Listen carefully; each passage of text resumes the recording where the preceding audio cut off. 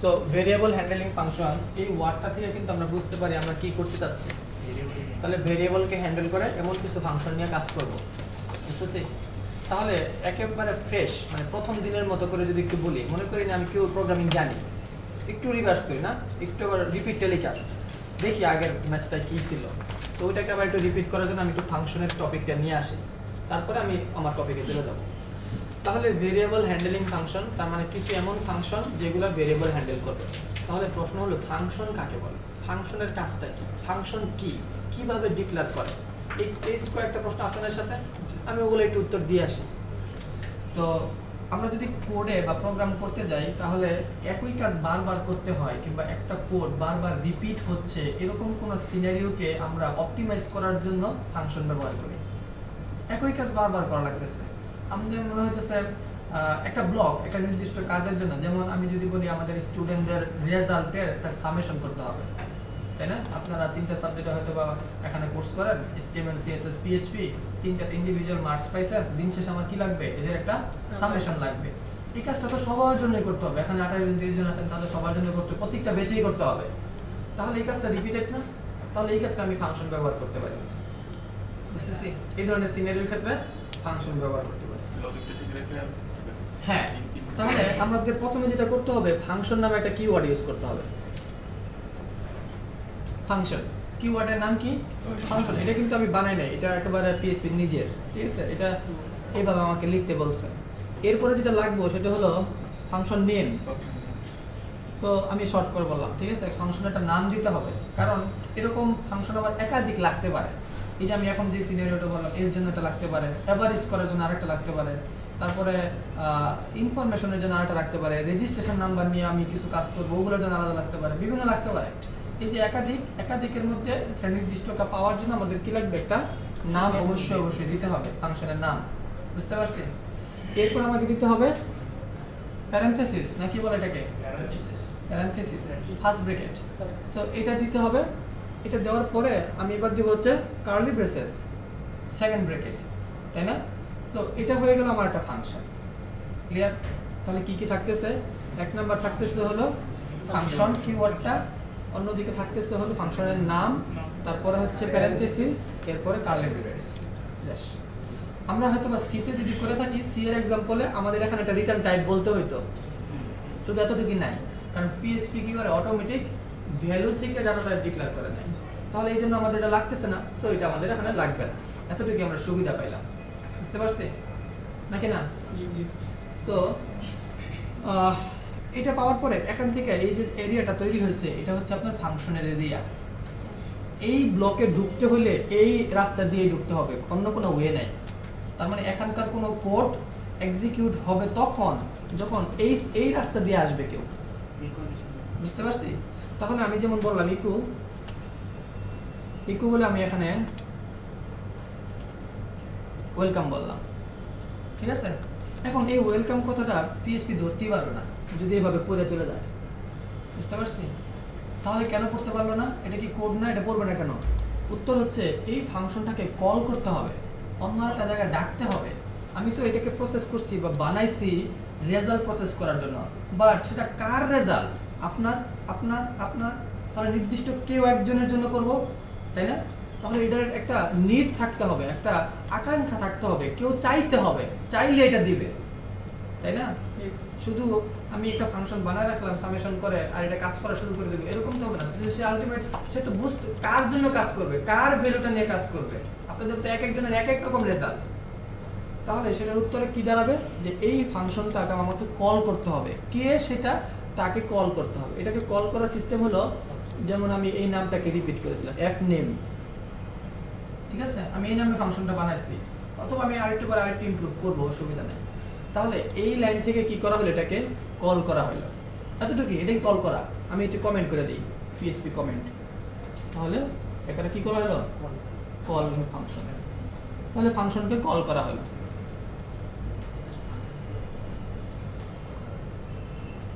তাহলে ফাংশনটাকে যখন কল করলাম এই লাইনে, এবার এসে কিন্তু এবার এই লাইন ধরে ঢুকতে পারতেছে। আমি বলছি এই লাইনটা পড়ার জন্য মাস্ট বি তাকে এই পথ হয়ে আসতে হবে।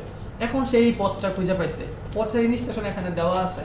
তাহলে এই ফাংশনের সাথে এখানে যতটুকু আন্ডারলাইন আছে, এখানে যে আন্ডারলাইন আছে ম্যাচ করছে না, তাহলে এটাই মানে এইটা, বুঝতে পারছি? তাহলে এটা হলো তার হেড, এটা হলো তার বডি। ফাংশনের এটা হলো ডিক্লেয়ার আর এটা হলো তার বডি, ডেসক্রিপশন, বিবরণ। তাহলে এটা এখানে বলা থাকবে, এবার সে এটা এই লাইনটা পড়বে, এছাড়া কিন্তু পড়বে না, বুঝতে পারছি? আমরা এই কথাগুলো জানি, তারপর আমি রিপিট বলতেছি, কারণ আমি তো এই জন্য টাকা নিই নাকি, তাই না? হালাল করতে হবে না। সো আমাকে বলতেই হবে, এবং অনেক আছেন বা হয়তো ভুলে যাওয়া থাকবেন, বা আপনি না বলেও আপনি ভুলে গেলেন, ঠিক আছে? যদিও বলেন নাই কিন্তু ভুলে গেছেন, কারণ আমি তো আর বলি নাই যে আপনাকে আগে ক্লাসে ঢুকতে হলে আগে ফাংশন শিখে আসতে হবে, তার জরিমানা দিচ্ছি, ঠিক আছে? সো আবার একটু রিপিট করি। তাহলে এখান থেকে আমি ফাংশনটা কল করলাম, এটা মনে করেন যে লাইন নাম্বার 5, এখানে 6, এখানে 7, এখানে 8, এখানে 9। তাহলে এই লাইন নাম্বার 5 থেকে ফাংশনটা কল হলো, লাইন নাম্বার 7 এসে এই ফাংশনের ডেফিনেশনটা পাওয়া গেল, এইবার এই কোডটা এক্সিকিউট হলো। এই কোড বলতে কিন্তু সবই, এখানে PHP সব কোড। আপনি এখানে ইচ্ছে করলে HTML কোড দিয়ে যদি আপনি কিছু করে থাকেন, ওই যে আমরা প্রথম ক্লাসে যেটা করছিলাম না কিছু কোড, সো ওইটাও করতে পারেন। আপনি চাইলে PHP ভিতরে ইকো লিখতে পারেন, ইকো ভিতরে PHP লিখতে পারেন, এমবেড করতে পারেন, যা কিছু করেন সব কিছু কিন্তু এখানে রাখতে পারেন। তবে কনভেনশনটা হলো আপনি তাই রাখবেন যেটা এই ফাংশনের সাথে রিলেটেড, যেই জন্য আপনি ফাংশনটা বানাইছেন, বুঝা গেল? তো আমাদের নিডটা কি ছিল, এবার একটু এটাকে আপডেট করি। আমাদের তো ছিল যে আমি আসলে স্টুডেন্টদের সামেশন করতে চাইছিলাম, সাবজেক্টকে সামেশন করে দিলাম। সো আমি বলতে চাই সাবজেক্ট আন্ডারস্কোর সাম, ঠিক আছে? এটা আমার ফাংশনের নাম। সো আমি এখানে ওইটাকে বলতে হয়, সো সাবজেক্ট আন্ডারস্কোর সাম, মানে সাবজেক্টকে এটা কি করে দেবে, সামেশন করে দেবে। আমি কিন্তু ক্লিন কোড ফলো করলাম না। সো এই ক্ষেত্রে এখন কিন্তু ঠিক আছে। সো এখন এটার সাথে যদি মিল থাকে তাহলে এখানে মনে হয় ওয়েলকামের দরকার নাই, এখানে আমার কি লাগবে, ভ্যালু লাগবে। আমি কি যোগ করব, তাই না? আমাকে বলা হয়েছে যোগ করতে, তাহলে আমি কি যোগ করব, এটা হলো আপনার কাছে আমার প্রশ্ন। তো আপনি বলবেন যে আমার সাবজেক্ট, বা আমাকে সাবজেক্টটা তো দিতে হবে, রেজাল্টটা কোথায়, রেজাল্ট তো দেন নাই। আচ্ছা, তাহলে আমাকে এই ফাংশনে যদি আমি $x plus $y plus $z এই তিনটাকে সামেশন করে আমি রেজাল্টের মধ্যে রাখি, রেজাল্ট, তাহলে রেজাল্টের মধ্যে এটা আসছে। কিন্তু কথা হলো $x ভ্যালু পাইলো কোথায়, তাই না? তাহলে $x এর কাছে তো আগে ভ্যালুটা বসতে হবে, এবং আমরা জানি এই ব্লকে কোনো এক্সিকিউট হওয়ার জন্য, এই ব্লকে কোনো কিছু আসতে হলে এই পদ্ধতি নাকি আসতে হবে, তাই না? তাহলে আমাকে এইগুলোর একটা রেফারেন্স এখানে বসায় দিতে হবে, বলতে হবে $x $y $z। জরুরি না যে মানে আচ্ছা এটার সাথে এটা সম্পর্ক, এটার সাথে আবার এটা রিলেটেড। তাহলে আমি এখানে তিনটা ভ্যালু আপনার কাছ থেকে চাচ্ছি।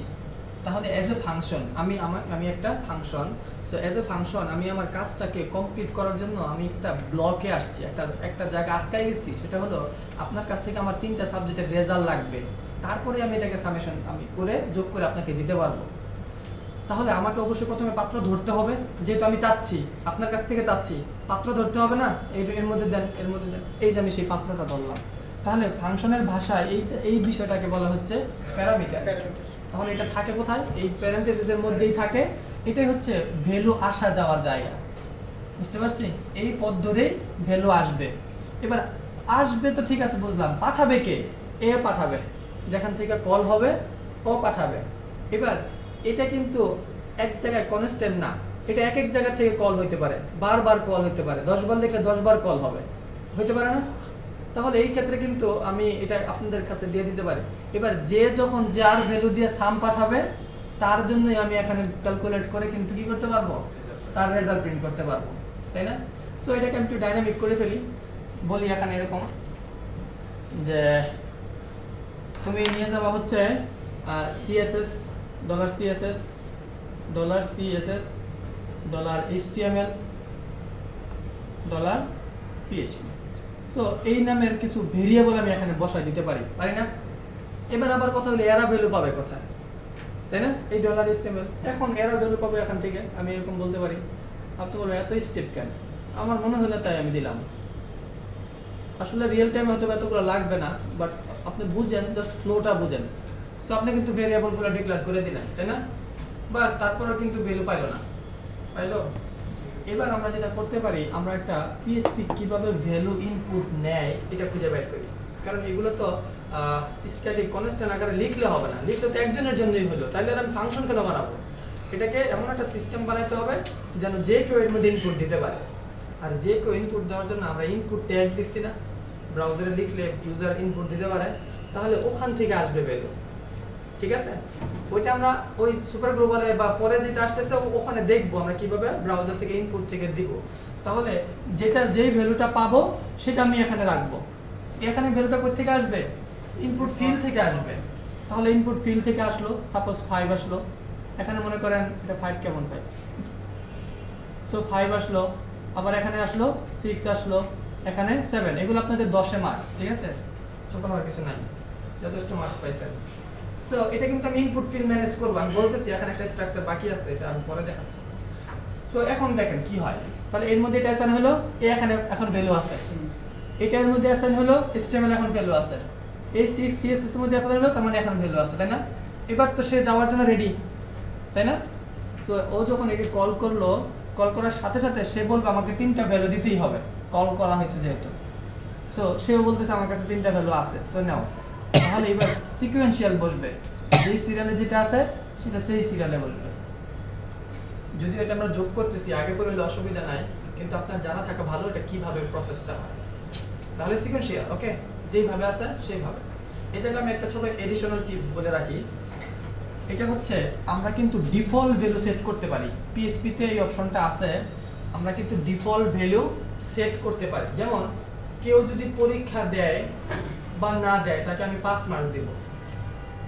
যদি সে পরীক্ষা দিয়ে ভালো করে তাহলে 8, 9, 10 পাবে, কিন্তু সে যে এখানে রেজিস্টার্ড, এজ এ রেজিস্টার্ড কিংবা সে উপস্থিত হইলে তাকে 5। বুঝতে পারছি? উপস্থিত হইলে তাকে 5। সেই ক্ষেত্রে আমি এখানে ডিফল্ট ভ্যালু সেট করে দিতে পারি, আমি বলতে পারি এখানে 5। ডিফল্ট জি 60। সো খেয়াল করি যে আমি যখন $z=5 বলে দিব, আর কোনোদিন যদি আমি এটা না দেই, কোনো কারণে এটা না দিলাম, হইতেই পারে কোনো স্টুডেন্ট এটা অ্যাটেন্ড করে নাই, সে কি করলো, অটোমেটিক কিন্তু 5 পেয়ে যেতেছে এখান থেকে। সেই ক্ষেত্রে প্যারামিটারের উপরে ডিপেন্ডেন্ট না। কিন্তু যদি আমি এভাবে ডিফল্ট ভ্যালু সেট না করি, তাহলে কিন্তু এই প্রোগ্রাম রান করবে না, এখানে এসে এরর বলবে, কারণ এখানে 3টা ভেরিয়েবল মানে প্যারামিটার চাওয়া হয়েছে, এখানে দিচ্ছে না। সো সে না দেওয়া পর্যন্ত সে যাবে, বুঝতে পারছেন? তাহলে এটা দিলেন কেন? সেই ক্ষেত্রে আমরা ডিফল্ট ভ্যালু সেট করে দিতে পারি। এই ক্ষেত্রে আপনি 0 সেট করে দেন, অসুবিধা নাই। তো যারা ওই ক্লাসে অ্যাবসেন্ট ছিল, ওই দিনের করে নাই, তাদের জন্য 0 আসবে। সো এটা আমরা দেখবো রিয়েল টাইম, তখন দেখবো। আমরা আগে ফাংশনের ফ্লো বোঝার চেষ্টা করি, ঠিক আছে? সো এখন আমরা কিন্তু ভ্যালু পাচ্ছি, ভ্যালু পাওয়ার পর আমরা এই জায়গাটা চলে আসলাম, এবং এখানকার যে x, এই x কিন্তু সিমিলার, একই x, এটাই আমি এখানে লিখছি। একটা জিনিস খেয়াল করেন, এখানে আমি CSS লিখছি, অথচ এখানে x লিখছি, কোনো অসুবিধা নাই, কারণ সে ভ্যালু পাস করবে, সে রিসিভ করবে, ঠিক আছে? কিন্তু এখানে কিন্তু আবার চেঞ্জ করা যাবে না এই জায়গাটা, কারণ এই যে এখান থেকে তো নিয়ে আপনি এই ব্লকটা সাজাইছেন, তার মানে এই ব্লক থেকে এই এরিয়া, যে এরিয়াটা হয়েছে, এখানে আপনি যে ভেরিয়েবলগুলো, এদের ভ্যালু আছে না, যে ভ্যালুটা আপনি বাইরে থেকে প্রোভাইড করছেন, তাহলে বাইরে থেকে আনছেন, সেটা নিচে হলো x। এখন যদি আপনি x কে না গুনেন, তাহলে এখানে ভিতরে এসে কাজ করতে পারবেন না। সো এখানে কিন্তু সিমিলার হইতে হবে, বুঝতে পারছেন? আপনি এবার চাইলে এই ভ্যালুটাকে এরকম করে বলতে পারেন $AB = $x, তার মানে এই ডলার এখন এইটা আবার আপনার আবার লোকাল ভেরিয়েবল হয়ে গেল, মানে এই ব্লকে হয়ে গেল। এটাকে নিয়ে আপনি যা খুশি তাই করতে পারেন, বুঝতে পারছেন? মানে বললাম যে এই যে $x, এই $x এর মধ্যে কিন্তু ভ্যালুটা স্টোর হইছে, তাই না? এই $x এর মধ্যে বাইরে থেকে স্টোর হইছে কার কাছে? $x এর কাছে। সো আপনি এখানে ভিতরে ক্যালকুলেশনের ক্ষেত্রে আপনাকে $x কে ইউজ করতে হবে। $x কে যদি ইউজ না করেন, তাহলে তো আছে $x এর ভিতরে, আমি যদি এখানে $a, $b, $c দিয়ে ক্যালকুলেট করি, তাহলে আসবে না, এটা বলতেছি। তবে এটা পসিবল যে আপনি এইভাবে অ্যাসাইন করে নিতে পারেন, $x এর ভ্যালু $a, দেন এখন ক্যালকুলেট, এটা আবার সম্ভব, বুঝতে পারছেন? এটাই বলছি, ক্লিয়ার না বিষয়টা? সো এখন আপনার মোটামুটি ক্যালকুলেট হয়ে গেল। এবার রেজাল্ট কি, আপনি কি করবেন? আমার কাজ যেটা করার কথা ছিল, আমি কিন্তু এই লাইনে কাজটা সেটা শেষ করে ফেলছি, 8 নাম্বার লাইনে। এখন আপনি কি করতে চান? এটা কি দেখতে চান, নাকি এটা নিয়ে আরো কোনো কাজ আছে? যদি মনে হয় আমি দেখতে চাই, তাহলে দেখার জন্য কি করে? ইকো করে। সো আপনি এখানে ইকো করে দেন, ইকো করে আপনি কি বলেন? $result। সো এখানে শো করবে, মানে ফাংশন কল হলো, ফাংশন কল হইলেই শো হইলো, আপনি দেখতে পারেন, ওকে, আপনি খুশি। কিন্তু যদি মনে হয় যে না, আমার এটার সাথে আরো কিছু কাজ আছে, এটা সামেশন যা হবে সবাইকে আমি অ্যাটেন্ডেন্স একটা মার্ক দেব, কে কত অ্যাটেন্ডেন্স মানে সে কি রকম পারফরম্যান্স করছে ক্লাসে সেটার উপরে ভিত্তি করে আমি কি করব একটা মার্কস দিব। এখন এটা দিব আমি তখন যখন ওদের ক্যালকুলেটটা হবে, যদি পাস করে ফেলে তাহলে তো আর আমার এটা নিয়ে এত গুরুত্ব নাই, যদি দিয়েছে না টান টান তখন আমি অ্যাটেন্ডেন্স থেকে কিছু মার্কস দিয়ে তাকে পাস করাবো, এরকম আমি একটা মেন্টালিটি নিচ্ছি। তাহলে আমার যে মেন্টালিটিটা আমি যে পদক্ষেপটা নিচ্ছি এটা কি এটার পরে না, মানে এই ক্যালকুলেশনটা হওয়ার পরে তো আমাকে ডিসিশন নিতে হবে যে সে কি টেনে টুনে পাস নাকি পাস। যদি ভালো মার্কস হয় তাহলে তার আমার ওইভাবে চিন্তা করা দরকার নেই, ওকে একটা দিলেই হলো। কিন্তু যদি না হয় সেই ক্ষেত্রে আমাকে কি করতে হবে, ওকে একটু বিশেষ বিবেচনা করতে হবে। তাহলে আমি এই ভ্যালুটাকে আবার চাই, আমার এটা নিয়ে আরেকটা স্টেপ আছে। যদিও এই কাজটা আমি ফাংশনের ভিতরে করব না, আমি অন্য জায়গায় করব। এই অর্থে আমাকে যেটা করতে হবে রিটার্ন করতে হবে, তাই না? Return dollar result. তাহলে কি দাঁড়ালো, এখন ও ক্যালকুলেশন করার পরে ইকুয়ার করলো না, ব্রাউজার এখনো দেখাইলো না, পাবলিশ এখনো করলো না, না করে এটা আমাকে আবার ফেরত দিচ্ছে এই লাইনে। এই যে 5 নম্বর লাইন থেকে ফাংশন কল হয়েছে না, এই লাইনে এটা আবার ফেরত দিচ্ছে। সো এখন কিন্তু আপনি এখান থেকে ভ্যালু পাবেন। কোন ভ্যালু পাবেন? এই যে সামেশন হওয়ার পরে যেটা হয়েছে, এখন কত হয় দেখেন তো, 18 না? 18। তাহলে দেখেন আপনি পাঠাইছিলেন ইন্ডিভিজুয়ালি 5 6 7 আর রেজাল্ট আউটপুট কি পাইলেন 18 পাইলেন। তাহলে এই যে ক্যালকুলেট হওয়াটা এটা কি করে দিল, এই মেথডটা করে দিল, সামটা করে দিল। বুঝতে পারছি বিষয়টা? বুঝারই কথা, আমি যে খুব বেশি বুঝাই ফেলছি আমি এই ধরনের বিষয়টা বলতেছি না, বাট যারা মানে প্রথম থেকে বা মনে করে নিচ্ছি যে আগে থেকে জানি না তাদের জন্য বলতেছি, ঠিক আছে? ক্লিয়ার? সো এখন যখন আমি রিটার্ন করলাম তাহলে এবার ভ্যালুটা পাবো কার কাছে? নিশ্চয়ই HTML এর কাছে পাবো, তাই না? HTML এর কাছে পাবো না, কারণ এই ভ্যালুটা যেটা আসছে এখানে এটা কোথা থেকে আসছিল? HTML থেকে আসছিল না? তাহলে এখানে যখন ক্যালকুলেশন হবে এটা কার কাছে আবার ফেরত যাবে? HTML এর কাছে যাবে, সামের কাছে, যার কাছে থেকে কল হইছে এই ফাংশনে যাবে, না? কনফিডেন্সের সাথে বল, ইয়েস, এটা HTML এর কাছে যাবে। ভাই এতক্ষণ ধরে সহজ শুদ্ধ বলতেছে, নিশ্চয়ই এটা ভুল বলবে না, ঠিক আছে বুঝছো?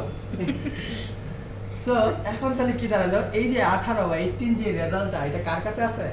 এর কাছে কিন্তু আছে, বুঝতে পারছি? এবার আমি চাইলে এখানে যোগ করে দিতে পারি ওই যে আমার অ্যাটেন্ডেন্স কিংবা পারফরম্যান্সের মার্কসটা আপনাদের জন্য। সো পারফরম্যান্সের মার্কসটা যোগ করে দিলাম, বুঝতে পারছেন? যেরকম পারফরম্যান্স সেরকম মার্কস। সো খেয়াল করেন, হইতেই পারে অসুবিধা কোনো, কিন্তু একটা জিনিস খেয়াল করেন, আমি যদি রিটার্ন না করতাম তাহলে কি এটা পসিবল ছিল? না না। কেন না? রিটার্ন না করলে এটা পসিবল ছিল না, রেজাল্টটা তো এখানে যেত না। ওকে, রেজাল্ট যেত না, তাই কি হইছে? আমার 0.5 এ হইতো। এটা একটা ভেরিয়েবলের মতো কিছু না। যেমন মনে করেন আমি এরকম একটা সিনারিও করি, $x ইকুয়াল না $x প্লাস মনে করেন 10, এটা বললাম। এখন $x এর কোনো ভ্যালু নাই, তাহলে এটাকে ইকুয়াল করলে কত পাওয়া যাবে? 10 এ 10 পাওয়া যাবে, বুঝি নাই? তাহলে আমি এখানে রিটার্ন করলাম না, তার মানে এটা পুরোটা এমটি, পুরোটাই 0। তাহলে সাথে যোগ হয়েছে 0.5, সো 0.5 হইতো। আমি দেখাবো, অসুবিধা নাই, আমি আমি কোড করে দেখাবো, জাস্ট বুঝেন এটা এমন সম্ভব ছিল। কিন্তু যখন রিটার্ন করতেছি তখন কিন্তু এবার ভ্যালুটা তার কাছে গেল, সেই রেজাল্টের সাথে এবার এটা যোগ হয়ে এবার কিন্তু আপনি চাইলে ইকো করতে পারেন, বুঝলেন? নাই বুঝতেছি পুরো ফ্লোটা?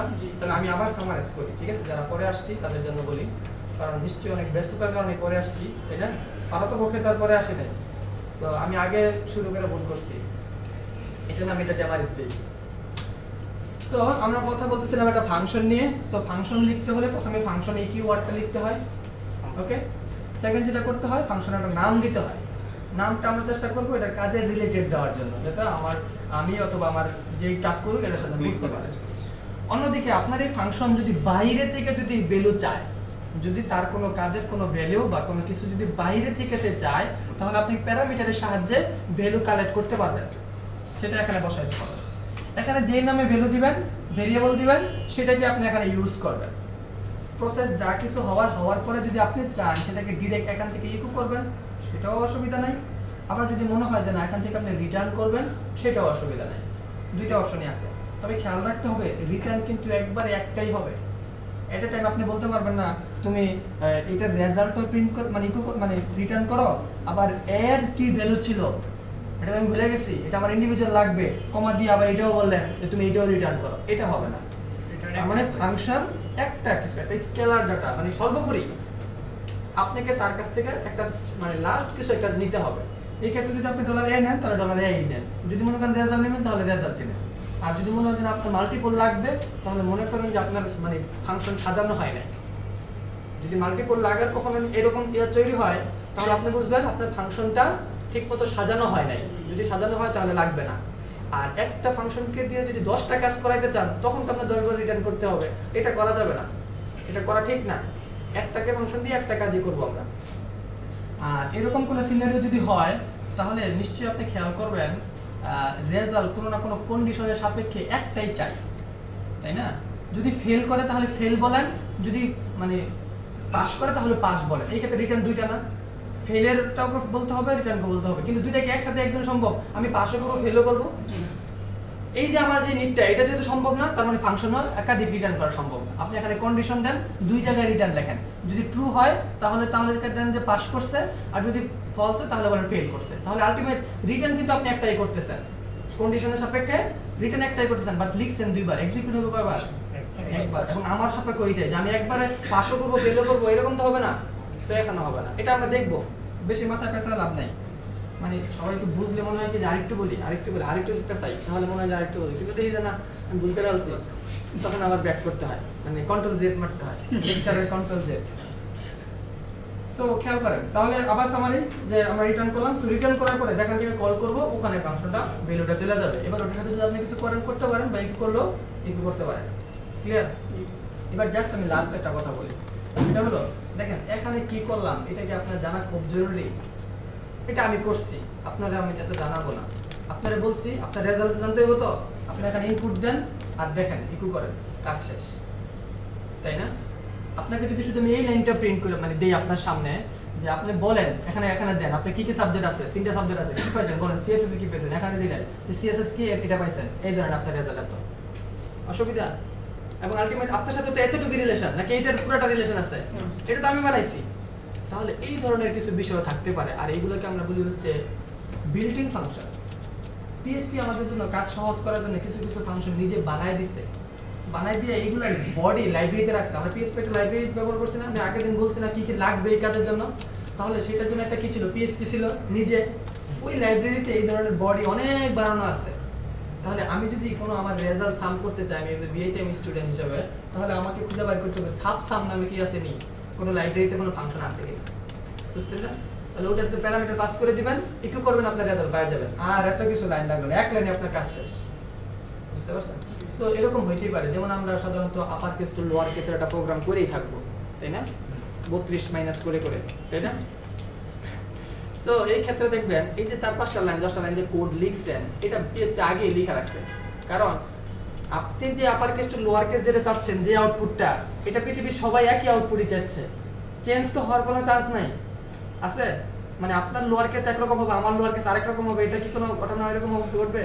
তাহলে এই ধরনের কিছু কমন বিষয়কে তারা আগে থেকে ফাংশন লিখে রাখছে। সো এই জন্য এই বডিকে আর দেখাইছে না, বডিকে লাইব্রেরিতে ইনক্লুড করে দিছে। আপনাকে শুধু বলছে এইভাবে নাম ধরে ধরে যে তুমি নাম বলো প্যারামিটার দাও, নাম বলো প্যারামিটার দাও, ইকো করো। আর যদি কোনো কিছু আছে কোনোটা আছে ইকো করা লাগে না, মানে ওটার ভিতরে ইকো করা আছে, আপনি বললেই হয়। আমরা দেখছি না ভার্ডাম, ভার্ডাম কি আমরা কিছু করছিলাম, বাট ভার্ডামের ভিতরে ভ্যালু পাস করলে দেখতেছি সে সব কিছু বের করে দিচ্ছে। আসলে কিভাবে হচ্ছে, এই যে কোনো না কোনো প্রসেস। আমরা গেট টাইপ একটা মেথড দেখছি না, এই যে বিল্ট ইন ফাংশন, ওখানে কি হয়েছে, ভ্যালু পাস করে দিছি, আমরা দেখতে পারতেছি এটা ইন্টিজার টাইপের। এটা করতে হলে নিশ্চয়ই তাকে কিছু না কিছু তো করতে হয়েছে, তাকে তো অবশ্যই খুঁজে বের করতে হয়েছে এটা কি টাইপের ভ্যালু, সেখানে মানে ম্যাচ করাইছে, কোনটার সাথে ম্যাচ করে, ওখানে ইন্টিজার কথা ছিল, ওইটাই ইকো করছিল, তাই না? এমন তো না, ম্যাজিক তো না কোনো কিছু, ম্যাজিক। সো এইগুলা কি বলতেছি আসলে বিল্ট ইন ফাংশন। এটা কি এখন যে ফাংশনটা বানালাম, এটা হলো ইউজার ডিফাইন ফাংশন, আমি বানাইছি এজ এ ইউজার, আমি পিএইচপি ইউজার না একজন, আপনি পিএইচপি ইউজার, সো আমরা আমাদের কাজের জন্য বানাইছি, সো এটা হলো ইউজার ডিফাইন ফাংশন। আর যেগুলো বিল্ট ইন সেগুলো কি করা লাগতেছে না, আমার আপনার লেখা লাগতেছে না, ওগুলো অলরেডি বলা আছে। কি কি আছে আমরা দেখব, বুঝতে পারছেন? ঘুম আসতেছে না? ওই যে বললাম ইমাম সাহেবের মতো, ঠিক আছে? আচ্ছা, সেকেন্ড যেটা দেখেন, আমি এই সিনারিও থেকে আরেকটা বিষয় মানে একটু ক্লিয়ার করি, সেটা হলো দেখেন আমি $a একটা ভেরিয়েবল এখানে নিছি না, ডলার এ একটা ভেরিয়েবল এখানে নিচ্ছি কোনো কারণে, আমি কি করলাম ফাংশনের বাইরে ইকো করে দিলাম। সো ফাংশনের বাইরে ইকো করে আমি ডলার এ এর ভ্যালু আশা করতেছি, এটা কি দিতে পারবে? এখানে কিন্তু এ এর ভ্যালু আছে, যে ডলার এক্স মানে এটা, তার মানে এটা 5, তার মানে কিন্তু এ এর ভ্যালু কিন্তু 5। কোথায়? এই ফাংশনের ভিতরে কিন্তু 5, কিন্তু এটার বাইরে যদি আমি চাই তাহলে কিন্তু সে দিতে পারবে না, কারণ এই ভ্যালু বা এই এ কে অ্যাক্সেস করার ওয়ে একটাই আছে, এই দিক দিয়ে ঢুকতে হবে। তাহলে আমি সরাসরি ঢুকতে চাইলাম না, সরাসরি এই লাইনটাকে এক্সিকিউট করতে চাইলাম না, এটা সম্ভব না। তার মানে এখানে এই ভেরিয়েবলের স্কোপ নাই, এটাকে আমরা বলি ভেরিয়েবল স্কোপ। তাহলে কোনো ফাংশনের ভিতরে থাকা ভেরিয়েবল বাইরে থেকে অ্যাক্সেস করা যাবে না। হ্যাঁ অবশ্যই যাবে না, কারণ আমি তো বলছি প্রত্যেকটা আপনাকে এই দিক দিয়ে হয়ে আসতে হবে। তার মানে এই ফাংশন যতক্ষণ না কল হচ্ছে ততক্ষণ আপনি এখানকার কোনো প্রপার্টিতে হাত দিতে পারবেন না, বুঝতে পারছি? সো আপনি যে দিচ্ছেন এটা আনডিফাইন বলবে, এখানে কোনো ভ্যালু নাই, অথচ আপনি ভ্যালু দিচ্ছেন কিন্তু সে ভ্যালু পাবে না ভিতরে আর বাহিরের কারণে। তাহলে একটা ভেরিয়েবলের লাইফ টাইম এটা কিন্তু স্কোপের সাথে সম্পর্কিত। আপনাকে যদি একটা কোড দেখায় বলে যে এই ভেরিয়েবলের লাইফ টাইম কতটুকু, আপনি কি বলবেন? 3 থেকে 4 সেকেন্ড, এরকমই তো বলা হচ্ছে লাইফ টাইম প্রশ্ন।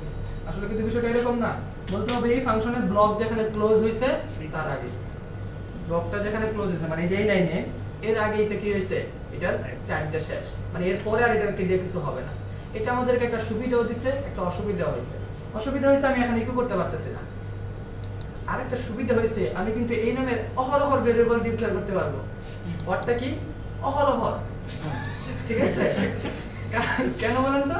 কারণ ওই যে চিনে না তো, ও তো ওর সাথে সম্পর্ক নাই, ও তো ওর সাথে কনফ্লিক্ট করবে না, ও তো ওরে আপডেট করবে না। আমি যদি এখানে ডলার এ বলে এটার মানে 7 বলি, এটার সাথে এটা কনফ্লিক্ট করার কোনো জায়গাই নেই। আমি বলবো না কি রে আমি এটাতে 5 দিলাম 7 কেন, অহরহর করা যাচ্ছে, বুঝতে পারছি? এই ভেরিয়েবল স্ক্রিপ্টটা বুঝা গেছে? বুঝি না এমন কি আছে? সো এই কয়েকটা জিনিস আমার বোর্ড করা ছিল, এবার আমি সরাসরি কোডে চলে যাই, ঠিক আছে? এই যে এতক্ষণ পর্যন্ত সো আমরা ফাংশন তৈরি করব, আর বলছি ফাংশন বানানোর জন্য প্রথমে একটা ফাংশন নামে কিওয়ার্ড লাগবে, ঠিক আছে? আর আমরা কি করতে চাই, সাব আন্ডারস্কোর সাম এই নামে একটা মেথড বানাতে চাইতেছি। সো এই হলো আমাদের মেথড, ক্লিয়ার? সো আমরা একটু দেখি আমরা কি করতে পারলাম। আমি ইকো করে আমি হ্যালো ওয়ার্ল্ডটা প্রিন্ট করি, বা আমি কি করছিলাম ওয়েলকাম করছিলাম। সো একটু দেখি এটা কাজ করে কিনা। সো এখানে আমাদের হলো 63 এর আমাদের হলো কত 8, এটা না, কিন্তু আসলো না কিন্তু কেন বলেন তো? আমি এই প্রজেক্টটা ঢুকবো অথচ সেটাকে কল করি নাই। সো একটু কল করতে হবে, আমাকে বলতে হবে এই যে এই কথাটুকু শুধু বলে দিলেই হবে, এতটুকু কথা বলে দিলে আমি ইকো পাবো। এই দেখেন ওয়েলকাম লেখাটা পাচ্ছি, সহজ বিষয়টা। আবার দেখি, এখন এটাকে আমি উপর থেকে যদি কল করি তাহলে কি হবে দেখেন তো? প্রথমে কল করলাম, তারপরে বডি চর, হ্যাঁ এটাও হচ্ছে। তার মানে আমরা ওই যে ভেরিয়েবলের সময় একটা প্রবলেম করলাম না, তাহলে কি দাঁড়ালো যে আমরা কিন্তু ভেরিয়েবলের মধ্যে প্রবলেমটা ফেস করলাম না। ভেরিয়েবল কি আমরা প্রথমে ইকো করে ফেলছিলাম, তারপরে ডিক্লেয়ার করছিলাম, এই জিনিসটা ওর জন্য একটু প্রবলেম ছিল, বাট ফাংশনের ক্ষেত্রে কিন্তু এটা অসুবিধা হয় নাই। আপনি এখান থেকে করলেও পারতেছি। সো আপাতত এটা নিচেই থাকুক, আমি পরেরটাই চলে যাই। আমি চাচ্ছি যে ও এখান থেকে যে কাজটা করবে সেটা তার কাজটা হবে এরকম যে $x প্লাস $y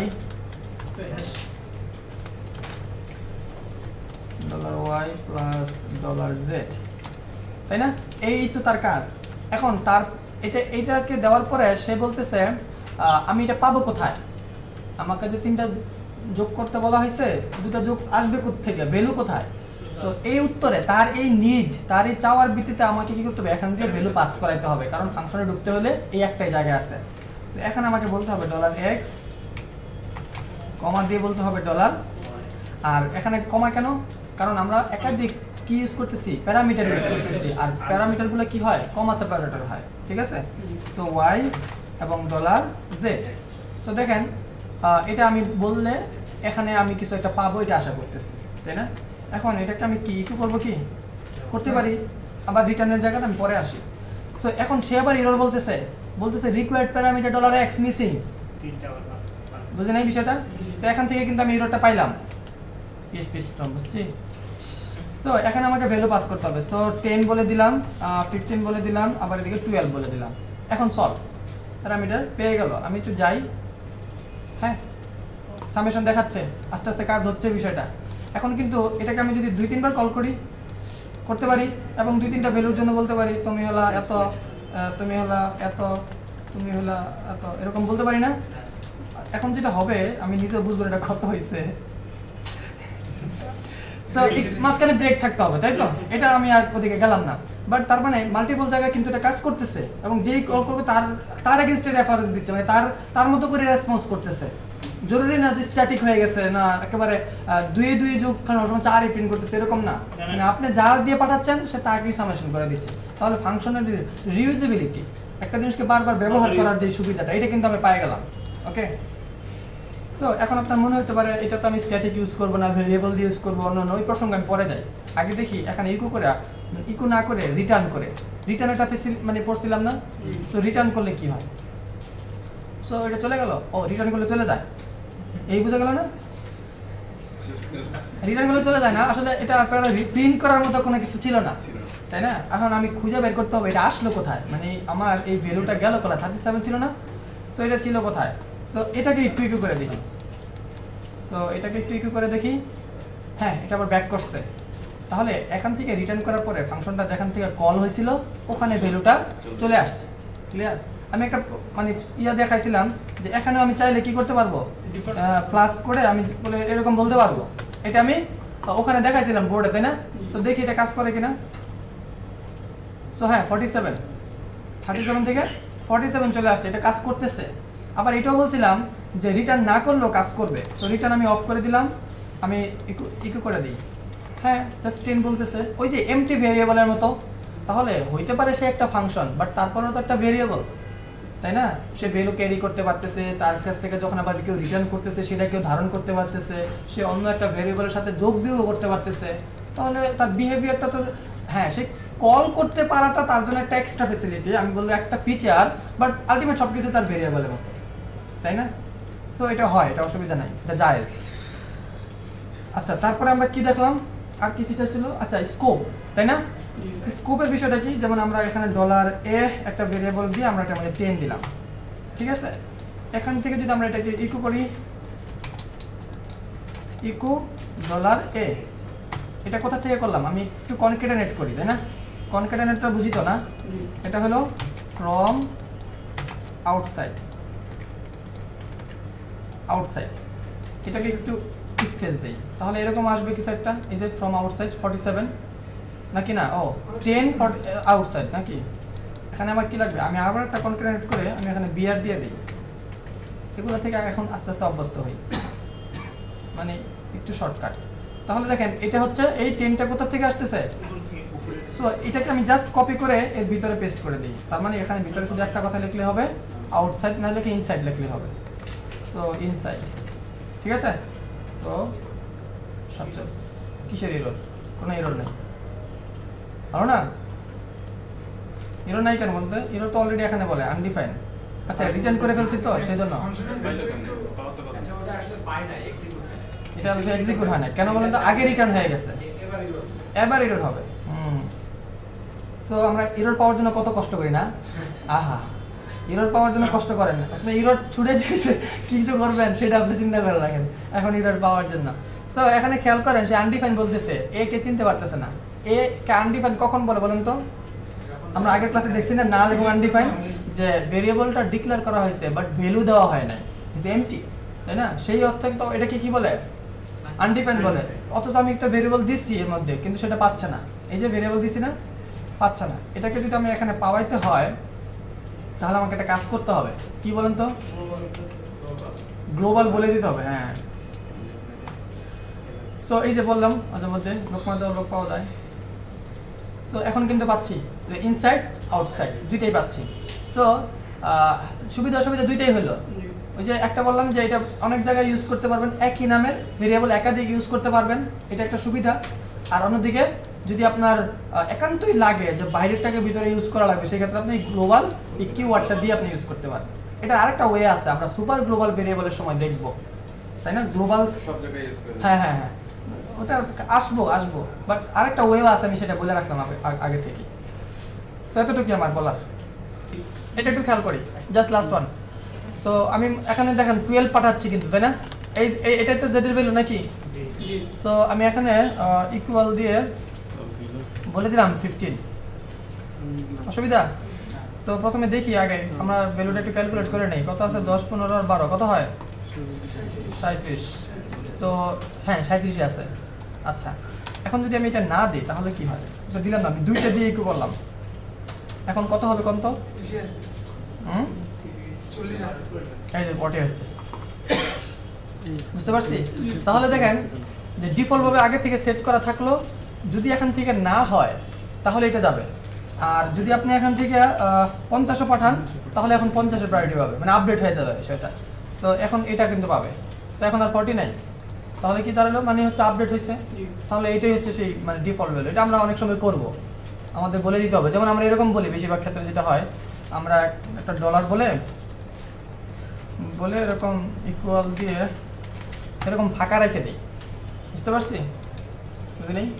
মানে যদি এখান থেকে ভ্যালু যায় তাহলে সেই ভ্যালুটা দেখাবে, আর যদি না হয় তাহলে ফাঁকা যাবে। ফাঁকা দেওয়া মানেও কিছু ব্যাপার আছে, আমরা যখন দেখবো তখন বুঝবো। ওকে, মেমোরি টেমোরি ওগুলো তো আছে, মেমোরিতে সব।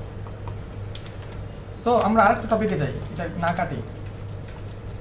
আমরা একটা জিনিস দেখি, আমরা এখন যে মানে কলটা করলাম ফাংশনটাকে, আমি আবার একটু আন্ডু করি।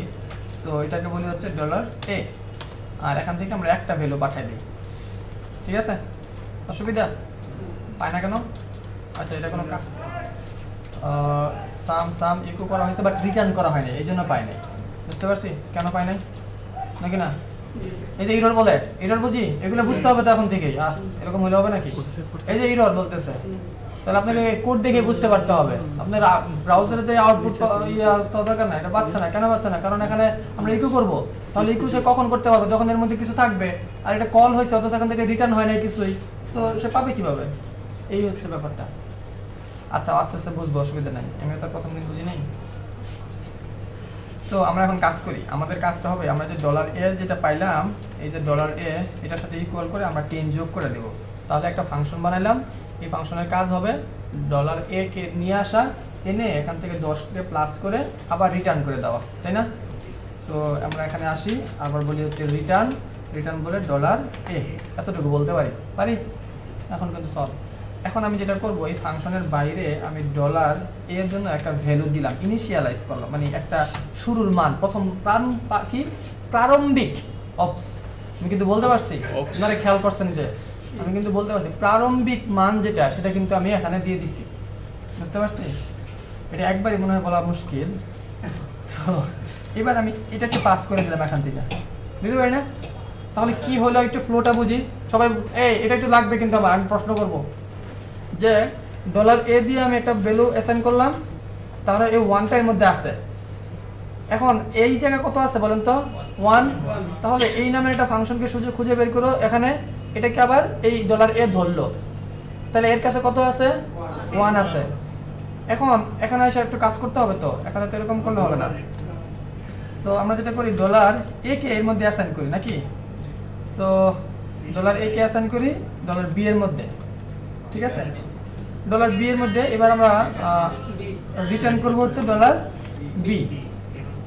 এখন আমি কি হবে, পুরোটা ঘুরে ফিরে আবার একই পাবে। সো আমি জাস্ট এই জায়গাটা একটু চেঞ্জ করে আমি জাস্ট বলে দিই, এই জায়গাটাই বলে দিই যে তুমি হলো 10, তার মানে তুমি যা নিয়ে আসছো সেটার সাথে 10 যোগ করে রিটার্ন করো, বুঝলে? তো দেখি আউটপুট দেখি, আমি বিশাল একটা জিনিস বানাইছি। ইয়েস, 1 দিলে 10 11 দিচ্ছে। ভালো একটা প্রোগ্রাম বানাইছি না আমি? এই অর্থে কিন্তু আপনি আমাকে প্রোগ্রামার বলতে পারেন। হ্যাঁ জোস হয়েছে কিন্তু। এবার একটা কাজ করি, আমি এই জিনিসটা বলতে পারি $a যেটা আছে এটাকে এই জায়গায় একটু ইকো করি, বলি হচ্ছে $a, এবং এর সাথে একটা নোটিশ দিয়ে দিই সাথে করে, যেন আমি বুঝতে পারি সহজেই। কথা বলতেছি, গুরুত্বটা বুঝতেছি না, আমি ম্যাজিক তো অবশ্যই দেখাবো, আমি এত কিছু বানাচ্ছি কি এমনি এমনি যে দিস আউটপুট ফ্রম আউটসাইড, ঠিক আছে? এটা আউটসাইড থেকে না, এটা কত আসে দেখি, একটা বিয়ার দিই, নাহলে তো মুশকিল।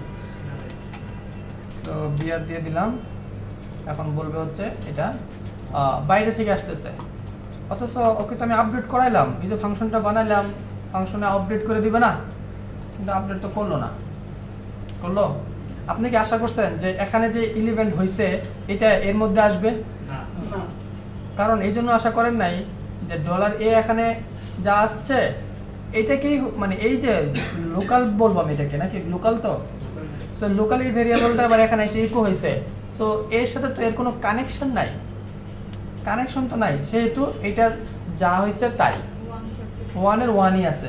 তাহলে মাঝখান থেকে যে আমি এতগুলো ফাংশন করলাম এটা একেবারে লস প্রজেক্ট, কিছুই তো লাভ হলো না, তাই না?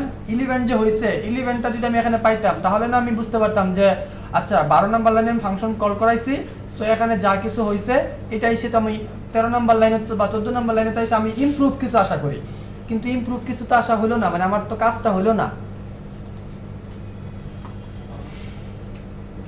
যেন আমরা যেন কল বাই ভ্যালু করি না, ভ্যালু না পাঠাই, আমরা যেন রেফারেন্স পাঠাই। তার মানে শর্ট নিজে যে ভ্যালুটা সে এখানেই বসা থাকবে, তার একটা রেফারেন্স যাবে, ওখানে ইমপ্রুভ হবে, এবার সেও ইমপ্রুভ হচ্ছে, এবার তার পরের লাইনে আপনি সেই ইমপ্রুভমেন্টটা খেয়াল করবেন। এটার ওয়েটা হচ্ছে আপনি জাস্ট এখানে এসে একটা M% এটা বলে দেন, তাহলে এবার কি হয় আউটপুটটা একটু খেয়াল করি।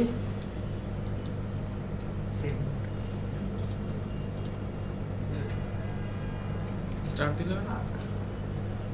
একটা জিনিস একটু দেখে নেই, $a $b রিটার্ন b। আচ্ছা এখানে এখানে মনে হয় আমি b দিছি তার জন্য এরকম হয়েছে, আমি সরাসরি এটা ইউজ করি ফেলি, আমি সরাসরি $a ইউজ করি, মানে এখানে তো ভেরিয়েবল চেঞ্জ হয়ে গেছে, মানে প্রতিনিধিত্ব চেঞ্জ হয়ে গেছে, তাই না? কারণ $a ঢুকছে, সো $a রিটার্ন করুক, এবার a ইনপুট করুক, b দিয়ে তো অ্যাড্রেস। হ্যাঁ আমি এখান থেকে কি আসতেছে, a আসতেছে, আর ওখান থেকে b রিটার্ন হচ্ছে, তো এই মনে হয় একটু জটিল হয়েছে, বাট এটা এরকম হওয়ার কথা না। তো একটু দেখে নেই, না এটা ঠিক আছে। তো সো আমি যে দুইটা আউটপুট দুইটাই আসলে ফাংশনের বাইরে থেকে কল করছিলাম, মানে দুইটা আউটপুট আমার তো পাবো, তাহলে একটা দেখতে হবে হলো ভিতর থেকে, মানে ভিতরে এসে ইমপ্রুভ হয়েছে, অন্য রুমে ওই ল্যাবে যে ইমপ্রুভ হচ্ছে তার প্রসঙ্গত কে ইমপ্রুভ করতেছে আবার বাইরে থেকে, তাহলে দুইটা প্রতিনিধি, একজন যে ভিতর থেকে ইমপ্রুভ হচ্ছে আবার সেটাই বাইরে এসে ইমপ্যাক্ট করতেছে, এটা আমার সিনারিও। কিন্তু আগে যেটা ভুল হয়েছে সেটা হলো আমি দুইটা এই জায়গায় বাইরে থেকে ইকো করছি, সো বাইরে থেকে যদি ইকো করে তাহলে তো আর ভিতর বাইরের সিনারিও তো মিলবে না, বাইরে সবকিছু এক, মানে এই এনভায়রনমেন্টটা এক আর ওই রুমের এনভায়রনমেন্টটা এক, তাহলে এই দুইটার সাথে কম্পেয়ার করতে হবে, তাই না? তাহলে এটা হলো আমার যে ভিতরের ব্লক, সো ভিতরে ইমপ্রুভ হচ্ছে, ভিতরে আপডেট হচ্ছে, সো এটা আমি বাইরেও পাচ্ছি, বুঝতে পারছি? সো এটাই হচ্ছে কল বাই ভ্যালু আর কল বাই রেফারেন্স। আমি যদি এখানে এটা কেটে দেই তাহলে একটু খেয়াল করব যে এক জায়গায় 10 আরেক জায়গায় 1, তার মানে এই যে 1 এটাই 1 প্রথমবার, আর যখন আপনি এখানে এটা দিবেন, দেওয়ার ফলে যেটা হবে এখানে যা হবে এখানেও তাই হবে, তার মানে এখান থেকে অ্যাসাইন হলো, এখানে একটা রেফারেন্স পাঠাইলো, রেফারেন্স ইমপ্রুভ করছে, এজ এ এটাও ইমপ্রুভ হবে, সো এই ক্ষেত্রে দুইটাই সেম হবে, সো দুইটাই সেম, বুঝতে পারছি এটা? সো এটা একটা কনসেপ্ট, এটা আমাদের মাঝে মধ্যে লাগে। আবার একটু বলি, তাহলে আমরা যেটা করলাম যে ফাংশনের ভিতরে এসে আবার একটা ফাংশনকে কল করে দিলাম, এমন হইতেই পারে, তাহলে এই ফাংশনটা যতক্ষণ না পর্যন্ত কল করবে ততক্ষণ পর্যন্ত কিন্তু দুইটা ফাংশনই আটকায় থাকবে, তাই না? যখন এটা আপনি কল করবেন তখন এই ফাংশনে অ্যাসাইন হবে, হওয়ার পরে লাইনটা পড়বে, এটা পড়বে, এটা পড়বে, এই 12 নম্বর লাইনে এসে আবার আরেকটা ফাংশন পাবে, এবার সে আবার তার প্রোগ্রামে খুঁজে বের করবে এই ফাংশনটা কোথায় আছে, এটা পড়বে, এখান থেকে রেজাল্ট নিয়ে আসবে সেখানে, তারপরে দেখবে সে আলটিমেট আমি কি করতে বলছে। তার মানে একটা ফাংশনের ভিতরে আর একটা ফাংশন কল করা যাইতে পারে, আবার সেই ফাংশনটা যদি সে নিজেই হয় তাহলে সেটাকে কি বলে, রিকার্সিভ বলে, ঠিক আছে? ওই ধরনের জটিলতা আমাদের লাগবে না, ওটা জাস্ট এক্সপেরিমেন্টাল, কখনো যদি লাগে, ঠিক আছে? সো আমার ফাংশন নিয়ে এই এতটুকুই বলার ছিল, অলমোস্ট আমি ডান। সো আর কারো কোনো প্রশ্ন নেই? সো এবার আমরা যেটা করব ভেরিয়েবল হ্যান্ডলিং ফাংশন করব, ঠিক আছে? তাহলে এবার আমি কিছু ফাংশন দেখব, যেমন গেট টাইপ, আগের ক্লাসটা এইভাবে করলাম, এই ফাংশনটা একটা বিল্ট ইন ফাংশন, দেখেন ফাংশনের মধ্যে একটা নাম আছে, একটা ব্রেকেট আছে, তাই না? এখন এটার বডি কোথায়, বডি আপনার খোঁজার দরকার নেই, বডি লাইব্রেরিতে বলা আছে, আপনি শুধু এর মধ্যে প্যারামিটার দেন, প্যারামিটার দিয়ে এর আউটপুটটা নেন, ঠিক আছে? সো এ যেমন আমাকে বলছে কোনো জিনিসের যদি আপনি ডাটা টাইপ জানতে চান তাহলে এটা ইউজ করেন। সো আমি এটাকে আবার একটু কপি করি। সো এরকম আমি একটা ভেরিয়েবল দিয়ে আমি এখানে এরকম একটা যখন ভ্যালু বলে দিছি তখন আমি এখানে এটাকে পাস করে দিতে পারি, ঠিক আছে। সো এ যেটা করবে আমাকে রিটার্ন করবে কি, এটা কি ধরনের ডাটা সেটা, বাট ওর ফাংশনের ভিতরে কিন্তু ইকু নাই, সো এই জন্য আমাকে বাইরে ইকু করতে হয়। আর কিছু ফাংশন আছে যাদের ভিতরে কি থাকে, ইকু থাকে, বুঝা গেল। সো এরকম একটা বিষয়। আচ্ছা আমি একটু সার্চ করি, আমার অলরেডি সার্চ করা আছে, আমি এখানে দেখি। এটা হলো ইনক্লুড, তো এগুলো হচ্ছে আপনার ভেরিয়েবল হ্যান্ডলিং ফাংশন। সো এটা PHP.NET, এটাতে আমার আসার কোনো ইয়ে নাই, জাস্ট আপনি বলবেন যে variable handling function in PHP, বুঝতে পারছি। সো এটা বলে আপনাকে PHP.NET থেকে যে রেফারেন্সটা দিবে এটাতেই আসেন।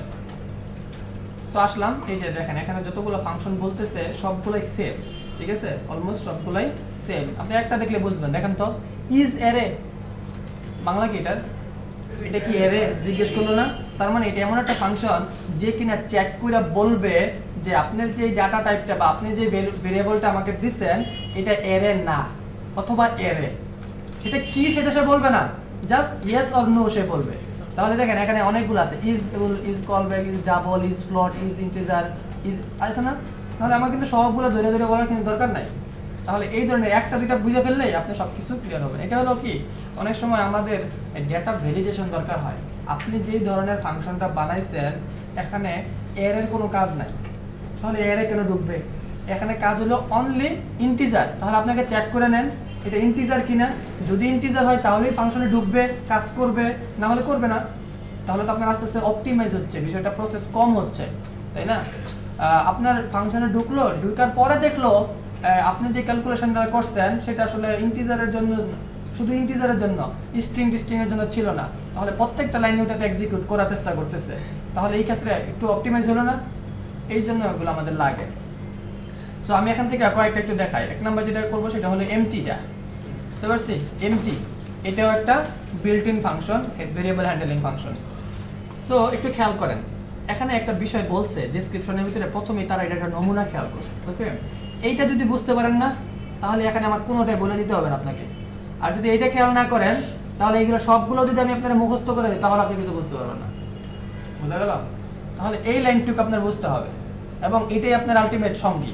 আমি যদি নাও থাকি, আপনি যখন প্রজেক্ট করতে বসবেন তখন আপনার যদি কোনো ফাংশন লাগে আপনি সার্চ করবেন, পাইলেন, বাট এটাকে কিভাবে ইউজ করব এটার জন্য তো আমার দরকার হবে, বাট এই লাইনটা আপনি যদি বুঝেন তাহলে এই দিন আর আমাকে লাগবে না, বুঝা যায়, সেলফ ডিপেন্ড হতে পারবেন। এখন খেয়াল করেন এটা কিভাবে কি বলছে। এইটা যেটা আছে প্রথমেই, এই যে এই কালার দিয়ে যেটা বলছে, এটা হচ্ছে এই ফাংশনের রিটার্ন টাইপ, এই ফাংশনের রিটার্ন টাইপ বলে দিছে। তার মানে এই ফাংশন থেকে আপনি পাবেন হচ্ছে only for true or false, এই কথাটাই পাবেন। হ্যাঁ, কিন্তু ব্রাউজারে প্রিন্ট করবেন না ট্রু, ব্রাউজারে প্রিন্ট করবে না ফলস, এরকম কিছু করবে না। আমরা যেটা করব, যেমন একটু তৈরি করে নেই, আমরা বলবো ইফ ইলস বলতে পারি না, এখন এখানে বলবো হচ্ছে এমটি, এই যে ফাংশনটা বললাম, এখন এখানে বলে যদি আমি এটাকে ধরাই দেই, তার মানে কি, এবার যদি ট্রু হয় তার কন্ডিশন, মানে এতটুকুর কন্ডিশন যদি ট্রু হয় তাহলে এই ব্লকে কাজ করবে না। তাহলে দেখছেন আমি বানাইতে পারছি না, ওর কিন্তু ট্রু একেবারে বলা দরকার নাই, আমি বানাই নিতে পারতেছি। সো এবার আমি বলবো যে এইভাবে, এবার আমি বাংলায় বলে নিব, দিস ভেরিয়েবল ইজ এমটি, ঠিক আছে।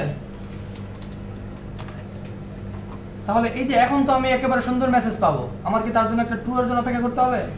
এরপর আপনি এখানে একটা ইলস ধরেন, যদি আপনার এই কন্ডিশন ফলস হয়, মানে সে যদি বলে এটা এমটি না, তাহলে আপনি কি বলেন?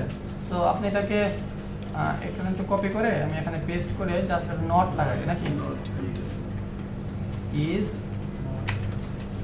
নট এমটি, ওকে। এই তো আমার চেকার হয়ে গেল, একটা মেশিন বানিয়ে ফেলালাম। এখন আমার এখান দিয়ে যে ভেরিয়েবল ঢুকবে সেটা এমটি কি এমটি না এটা আমি বুঝতে পারবো। তো প্রথমে এটা চেক করি, ওকে চেক করার পালা। So this variable is not empty বলতেছে, দেখি হ্যাঁ দিয়ে দিয়েছি, এটা এমটি না, তার মানে এমটি না এমটি বলতে কি বোঝাচ্ছে, যে ভেরিয়েবলে ভ্যালু আছে কি আছে না এটা মেশিন আসলে কি বুঝতেছে এই অর্থে। তো আমরা দেখি এটা দিই, এটা তো এমটি, তাই না। সো সো দেখি কি বলে, হ্যাঁ this variable is empty. Clear? শুনেন, আপনারা যে নিজেরা যে লজিক খাটায় বসে রয়েছেন ওগুলো থাকবে না, ঠিক আছে? ও যেটা বলে সেটাই, বুঝলেন না বিষয়টা? কারণ ওকে তো আপনি ইউজ করবেন, আপনি না বললে আর হ্যাঁ বললে তো ও কাজ করবে না। ওকে যেভাবে আর্কিটেকচার ডিজাইন করা হয়েছে ওইটার উপরে বেস করে তো আমরা ওর হেল্প নিয়েই তো কাজ করব। ওকে দিয়ে তো চেক করাবো যে দেখো তুমি এমটি কি এমটি না, সেট কি সেট না। তার মানে ও যেহেতু ভ্যালিডেট করবে, ও যেটা বুঝতেছে ওর মতো করে আপনাকে সেট করে দিতে হবে। আপনি খালি খুঁজে গেলেন কি ব্যাপার, এটাকে এমটি বললো, আপনি চিন্তা করার কোনো দরকার নাই। তো দেখেন আমি এখানে 0 দিলাম, তাই না? এবার তো আপনি বলবেন যে এইবার তো কিছু পাইছে। সো দেখি কি বলে, এটাও কি বলতেছে এমটি। ক্লিয়ার? জি। আচ্ছা আমি এটাকে আরেকটা মেশিন বানাই, কন্ট্রোল ডি দিয়ে, খালি মেশিনের মেশিন। এখন যেটা করব, আমি এই এমটির জায়গায় ইজ সেট দিই। ইজ সেট, ইজ সেটটা কি জিনিস? ইজ সেট হলো যে ভেরিয়েবলের মধ্যে সেট হচ্ছে না, অ্যাসাইন হচ্ছে না, এই জিনিসটা। আবার দেখেন এই অর্থে কিন্তু এটাও অ্যাসাইন হয়েছিল অ্যাজ এ স্ট্রিং। আমরা যেভাবে আগে থেকে ভাইবা রাখছিলাম সেই হিসাবে এতটুকু স্ট্রিং এর মধ্যে সেট মানে ইয়া হয়েছে। বাট এমটির অর্থে সেটাকে এমটি বলতেছে, আমি দেখি সেটের অর্থে কি বলতেছে, মানে এটা কি অ্যাজ এ ভেরিয়েবল হিসাবে ভ্যালু সেট করলো কিনা, তার মধ্যে স্টোর করলো কিনা। নাল আর অনাল, এটাকে আপনাদের ক্লাসে বলছিলাম না? সো এটার মধ্যে একটা পার্থক্য দেখছি না, যে ভেরিয়েবলটার মধ্যে যখন ভ্যালু পাওয়া যাবে তখন এটা আর কি না, নাল না। তার মানে এটাকে আনডিফাইন না, সেটা একটা ডিফাইন, সেটা একটা সেট, তাই তো? সো আমি এবার আরেকটা মেশিন বানাইলাম যেটা দিয়ে আমাকে সেট আর আনসেট পরীক্ষা করে দেখাবে। সো বুঝতেছি সেট বিষয়টা কি ক্লিয়ার নাকি না, এটাও ক্লিয়ার না হইতে পারে। সেট মানে এর মধ্যে ভেরিয়েবলের মধ্যে ভ্যালু আছে কিনা এটা আমি চেক করবো, বুঝতেছি? আর এবার এমটি কি এমটি না, এই দুইয়ের মধ্যে আপনারা বুঝতে পারবেন। আমি একটা ব্রেক দিয়ে দিই, কারণ আউটপুট তো দুইটাই আসবে, তো তখন আমি বুঝতে পারবো না আবার। তো এটা একটু ভালো করে বুঝলেই হবে। আমি সবগুলোতে দিয়ে নিই কখন কোনটা আসবে।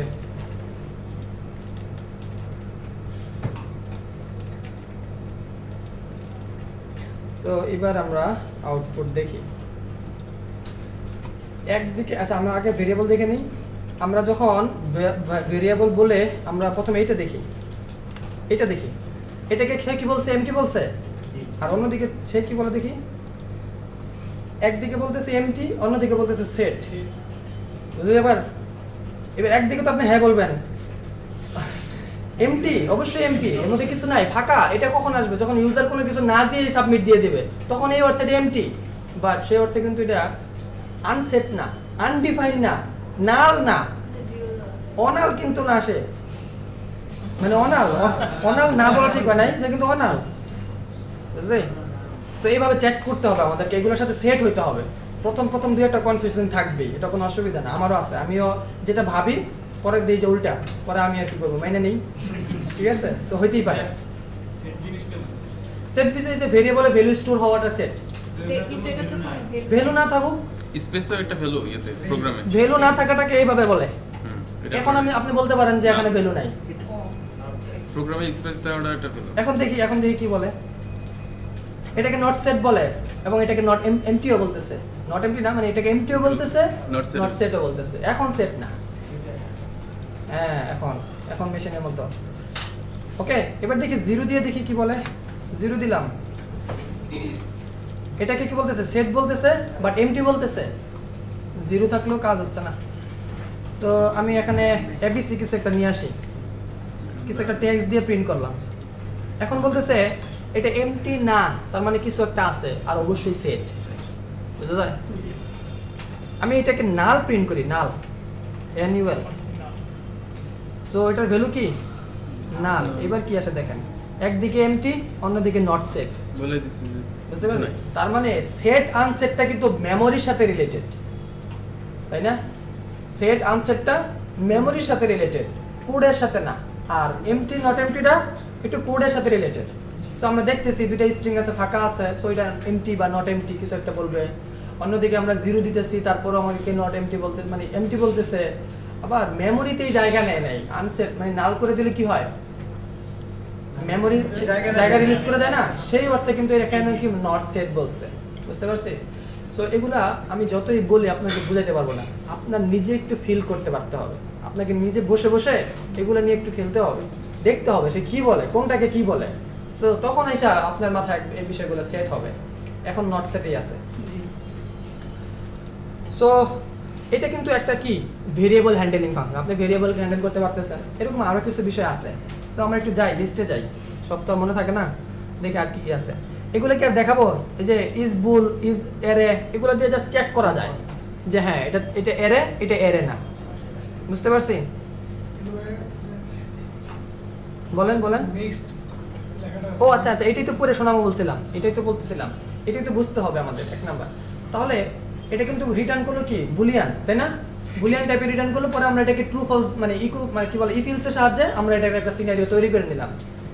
এখন এখানে যদি স্ট্রিং লেখা থাকে, এখানে যদি স্ট্রিং লেখা থাকে এটার মানে কি হবে? এই যে এই জায়গাটায় যদি বুলের জায়গায় স্ট্রিং লেখা থাকে এটার মানে কি? সেই স্ট্রিং রিটার্ন করবে। যেমন আমরা যখন গেট টাইপ এই মেথডটাকে নিয়ে কাজ করছিলাম, তখন সে আমাদেরকে ইন্টিজার কথাটা এভাবে বলতো না, বুলিয়ান কথাটা বলতো না। তার মানে সে কি ধরনের টাইপ রিটার্ন করতেছে? স্ট্রিং। সো এই যে বলে দিছে স্ট্রিং, সেই স্ট্রিং টাইপের ডাটা রিটার্ন করবে। তাহলে প্রথম যেটা থাকবে সেটা হলো এই ফাংশনের ডেটা টাইপ। আর যদি ভুল থাকে তাহলে আপনি এইভাবে সিনারিও তৈরি করে নেবেন, অথবা এটাও ম্যানেজ করা যাবে মেবি, আমি জানি না, বাট বুঝতেছি না। এরপরে থাকবে হলো ফাংশনের নাম, আর এরপরে মিক্সড বলে $বার বলছে, তাই না? এই মিক্সড বলে $বার বলার মানে হচ্ছে, দেখেন এখানে আমি বিভিন্ন রকম ভ্যালু দিয়ে দিয়ে সেট করতেছি না। আমি কখনো নাল দিচ্ছি, তাহলে এটা এক ধরনের ডাটা টাইপ। কখন আমি এরকম নাম্বার দিচ্ছি, এটা আরেক ধরনের ডাটা টাইপ। আমি কখনো স্ট্রিং দিচ্ছি, এটা এক ধরনের ডাটা টাইপ। তার মানে যে কোনো ধরনের ডাটা টাইপ এ ইনপুট হিসাবে নিবে, এটার মানে হচ্ছে মিক্সড। বুঝা যায়? যে কোনো ধরনের ইনপুট, যে কোনো বলতে যে 8 ধরনের যে ডাটা টাইপটা আছে এর কোনো একটা সে নিবে, এই জন্য সে বলে মিক্সড। এই ক্ষেত্রে অনেক সময় আপনার যদি এমন হয় যে দেখবেন এই জায়গায় যদি বলে দেয় স্ট্রিং, তাহলে আপনি যে ইনপুটটা দিবেন সেটা শুধুমাত্র স্ট্রিং হতে হবে। এটা কখন বলবে এটা আমি একটু দেখাই দিই। এই যে যেমন এর ক্ষেত্রে দেখেন ইনক্লুড একটা ফাংশন, এটা আসলে ভেরিয়েবল হ্যান্ডলিং ফাংশন না, এটা হলো স্ট্রিং ফাংশন, এই স্ট্রিং হ্যান্ডেল করার জন্য। বুঝতে পারছেন? সো ইনক্লুড একটু পরে আসি, আমি আপনি বুঝবেন এমন একটাতে আসি। যেমন আমার লোয়ার কেস কোথায়, আপার লোয়ার কেস, এটা কি এল প্রিম। তাহলে এই ফাংশনটা খেয়াল করেন, সে কিন্তু বলছে স্ট্রিং দেওয়ার জন্য, কারণ সেই স্ট্রিং এর লেন্থ বাইর করে দিবে আপনাকে, কয়টা ক্যারেক্টার নিয়ে আপনার এই স্ট্রিংটা তৈরি হয়েছে এইটা বানানোর জন্য এই ফাংশনটা। এখানে যদি আপনি ইন্টিজার ইনপুট দেন তাহলে কি বার করে দিবে? স্ট্রিং হিসেবে ধরবে। তাহলে এই ক্ষেত্রে সে কিন্তু বলে দিবে আপনাকে যে সে কি ধরনের ডাটা, কি ধরনের ভেরিয়েবল আপনার কাছ থেকে চায়, সেটা এখানে বলা থাকবে। বুঝতে পারছি? তাহলে এটাকে পড়া আরেকটা বিষয় আছে, আমি এটা কোথায় যেন দেখছি, এই জায়গায় দেখেন এই যে থার্ড ব্র্যাকেট। বুঝতে পারছি? মিক্সড বলে তো $বার বলছে, এটার মানে বুঝতে পারলাম যে এখানে আমাকে একটা প্যারামিটার দিতে হবে, আর এই প্যারামিটারটা যে কোনো টাইপের হতে পারবে, এতটুকু তো বুঝতে পারছি। আরেকটা জিনিস যেটা থার্ড ব্র্যাকেট, এটা কি? এটা হলো অপশনাল। আমরা ডিফাইন নামে একটা মেথড ইউজ করছি না কনস্ট্যান্ট বানানোর জন্য, তার ক্ষেত্রে তৃতীয় আরেকটা ভেরিয়েবল আমি ট্রু ফলস দেখাইছি না, যে কেস সেনসিটিভিটি। যদি ইনসেনসিটিভ করতে চান তাহলে কি থাকবে, সেনসিটিভ করতে চাইলে কি থাকবে, এটা কি ম্যান্ডেটরি ছিল? প্রথমেই দেওয়া লাগছিল অপশনাল। এই অপশনাল প্যারামিটারটা সেইভাবে বলে দিবে। যদি এখানে অপশনাল প্যারামিটারের কোনো সুযোগ থাকে তাহলে সেটা সে এরকম থার্ড ব্র্যাকেট দিয়ে বলে দিবে, এবং সেই অপশনাল প্যারামিটারটা কিভাবে যাবে কি তার একটা হিন্টস এখানে থাকবে। বুঝতেছি? তো এটা আমার কথা দিয়ে যদি আপনি ক্লিয়ার নাও বুঝতে পারেন, এখানে পড়লে বুঝতে পারবেন, এখানে কিন্তু ওইটার আবার ডেসক্রিপশন দিবে তারা। সো যেমন আমি ইজ নাল, ইজ লং, এগুলোর ক্ষেত্রে একটু দেখতেছি। সো এতটুকু বলছে, এগুলোর ক্ষেত্রে খুব কম আছে। সো এই দেখেন এখানে এটা বলছে, এটার পরে বার দিয়ে কি বুঝাইছে সেটাও বলে দিছে, তারপরে রিটার্ন টাইপ ট্রু ফলস করবে সেটাও বলছে, এবং নিচের দিকে এক্সাম্পলও দিছে। সো আপনি এইভাবে এক্সাম্পল দিয়ে চেক করে করে আপনি কিন্তু জিনিসটা বুঝতে পারবেন। ক্লিয়ার? তো সবগুলো আমার পক্ষে দেখানো সম্ভব না, এটা আপনিও বুঝেন। আপনাকে বাসা থেকে এগুলা করে নিয়ে আসতে হবে এবং আমাকে দেখাইতে হবে। তো দেখেন স্টার লেন বলতেছি, স্টার লেন একটা বিল্ট ইন ফাংশন, এর প্যারামিটার হিসেবে স্ট্রিং ধরাই দিতে বলছে। তাহলে এটা কি একটা স্ট্রিং না? $ভারের মধ্যে এখন কি আছে? স্ট্রিং আছে না? তাহলে কিন্তু আমি একটা কাজ করতে পারছি। সে কি করবে একটু খেয়াল করেন তো, সে কিন্তু ইন্টিজার টাইপের ডাটা রিটার্ন করবে, লেন্থ বলবে, সংখ্যায় বলে দিবে কতটা ক্যারেক্টার আছে। তাহলে অবশ্যই এটা কি একটা ইন্টিজার। সো এটাকে কিন্তু এটা ইকো করতে হবে, এর আবার ইকো করার ক্ষমতা নাই। সো আপনি ইকো করে এখানে এসে রিটার্ন করেন। এই যে 29 যেটা বলতেছে এটা কি বলতেছে? 29 টা ওয়ার্ড হ্যাঁ ওয়ার্ড না, ক্যারেক্টার। ক্যারেক্টার আছে এই যে এখান থেকে এই পর্যন্ত, Correct. এই ক্ষেত্রে কিন্তু আপনার স্পেস সহ গুনবে। যে এটা যদি বাড়ে স্পেশাল তাহলে আপনি কিন্তু এটাও বাড়তেছে, যে 34 হয়ে গেছে। বুঝতে পারছেন এই বিষয়টা? স্ট্রিং ভাইয়া? এর জায়গা থাকবে সব বুঝতে পারছেন নি? টপিক শেষ। সো HTML ট্যাগ এখানে দিলাম, এর মধ্যে এটা শেষ হইলো, কিছু কমেন্টও আছে, আবার এনকোড ট্যাগ আছে, এই ধরনের একটা বিষয় আছে। আছে তো? এটাকে আমি এখানে রেখে এই যে স্ট্রিপ ট্যাগস এই মেথডের ভিতর দিয়ে পাস করায় ইকো করালাম, আউটপুট আসছে এরকম। তার মানে এখানে কি, এই যে প্রথম পিটা চলে গেছে, কমেন্টের ওটা চলে গেছে, শুধুমাত্র এই আদার ট্যাগস এই কথাটা আবার আসছে। বুঝতে পারছি? তার মানে আপনার এন্টিটিগুলা যেগুলো HTML ট্যাগ ওগুলো রিমুভ করে ফেলছে। আবার আপনার মনে হলো আরে সবগুলো রিমুভ করলে তো হবে না, এনকোড ট্যাগটা তো লাগবে আমার, এটা তো লিঙ্ক। তার মানে সে তার ইউআরএলটা পেস্ট করছে বা যাই করছে কেন কেন, তার নামের সাথে তো আমি এটাকে কি করব, লিঙ্ক বানাবো। লিঙ্ক বানালে তো এনকোড ট্যাগ আপনার থাকতে হবে ইনপুটে। এইটার ক্ষেত্রে আপনি আবার কি করলেন, একটু ফিল্টার করে দিলেন। আপনি বলতে চান যে না এনকোড ট্যাগটা আসুক, সেই ক্ষেত্রে আপনাকে সেকেন্ড আরেকটা প্যারামিটার দিয়ে ওখানে ট্যাগটা চিনাই দিতে হবে কোনটা চাচ্ছেন। সো যেমন আপনি এ চাচ্ছেন, পি চাচ্ছেন, সো দেখেন এই যে পি সহ আসছে, এ সহ আসছে। সো এখানে যদি শুধু এ থাকতো তাহলে শুধু এ আসতো। এইটা সবচেয়ে বেশি কাজে দেয়, it's most important. Thank you. So next topic, operators. পিএসপিতে অপারেটরস কত প্রকার ও কি কি? আমরা অপারেটর নিয়ে যখন কথা বলবো, আমরা জাস্ট একটা জায়গায় একটু দেখতে হবে, সেটা হলো আমরা অপারেটর কোনটাকে বলতেছি আর অপারেন্ট কোনটাকে বলতেছি, ঠিক আছে? সো এখানে তো লেখার জায়গাই নাই, তাহলে এটাই এখানে একটা এক্সপ্রেশন হয়েছে, একটা স্টেটমেন্ট তৈরি হয়েছে, যেখানে কিনা বলা হচ্ছে যে ভ্যালু 7 এটা $PHP এর মধ্যে অ্যাসাইন হয়ে গেছে, তাই না? তাহলে এই জায়গায় একটা অপারেটর কাজ করছে, এই অপারেটরটার কাজই তো একে অ্যাসাইন করে দেওয়া। আবার কখনো আমরা দেখছি দুইটাকে প্লাস করছি, তার মানে এখানকার ভ্যালু এখানকার ভ্যালু এই দুইটা ভ্যালুকে একসাথে করে দেওয়া, তাহলে তার কাছে কিছু একটা অপারেট করার ক্ষমতা আছে, সেই জন্য তার নাম কি অপারেটর। তার জন্য যেটা লাগবে অপারেন্ট লাগবে, কার উপরে সে অপারেট করবে। বুঝতে পারছি? যার উপরে সে অপারেট করবে বা যাকে ইউজ করে সে তার কাজটা করবে তাকেই বলতে পারি আমরা অপারেন্ট। অপারেন্ট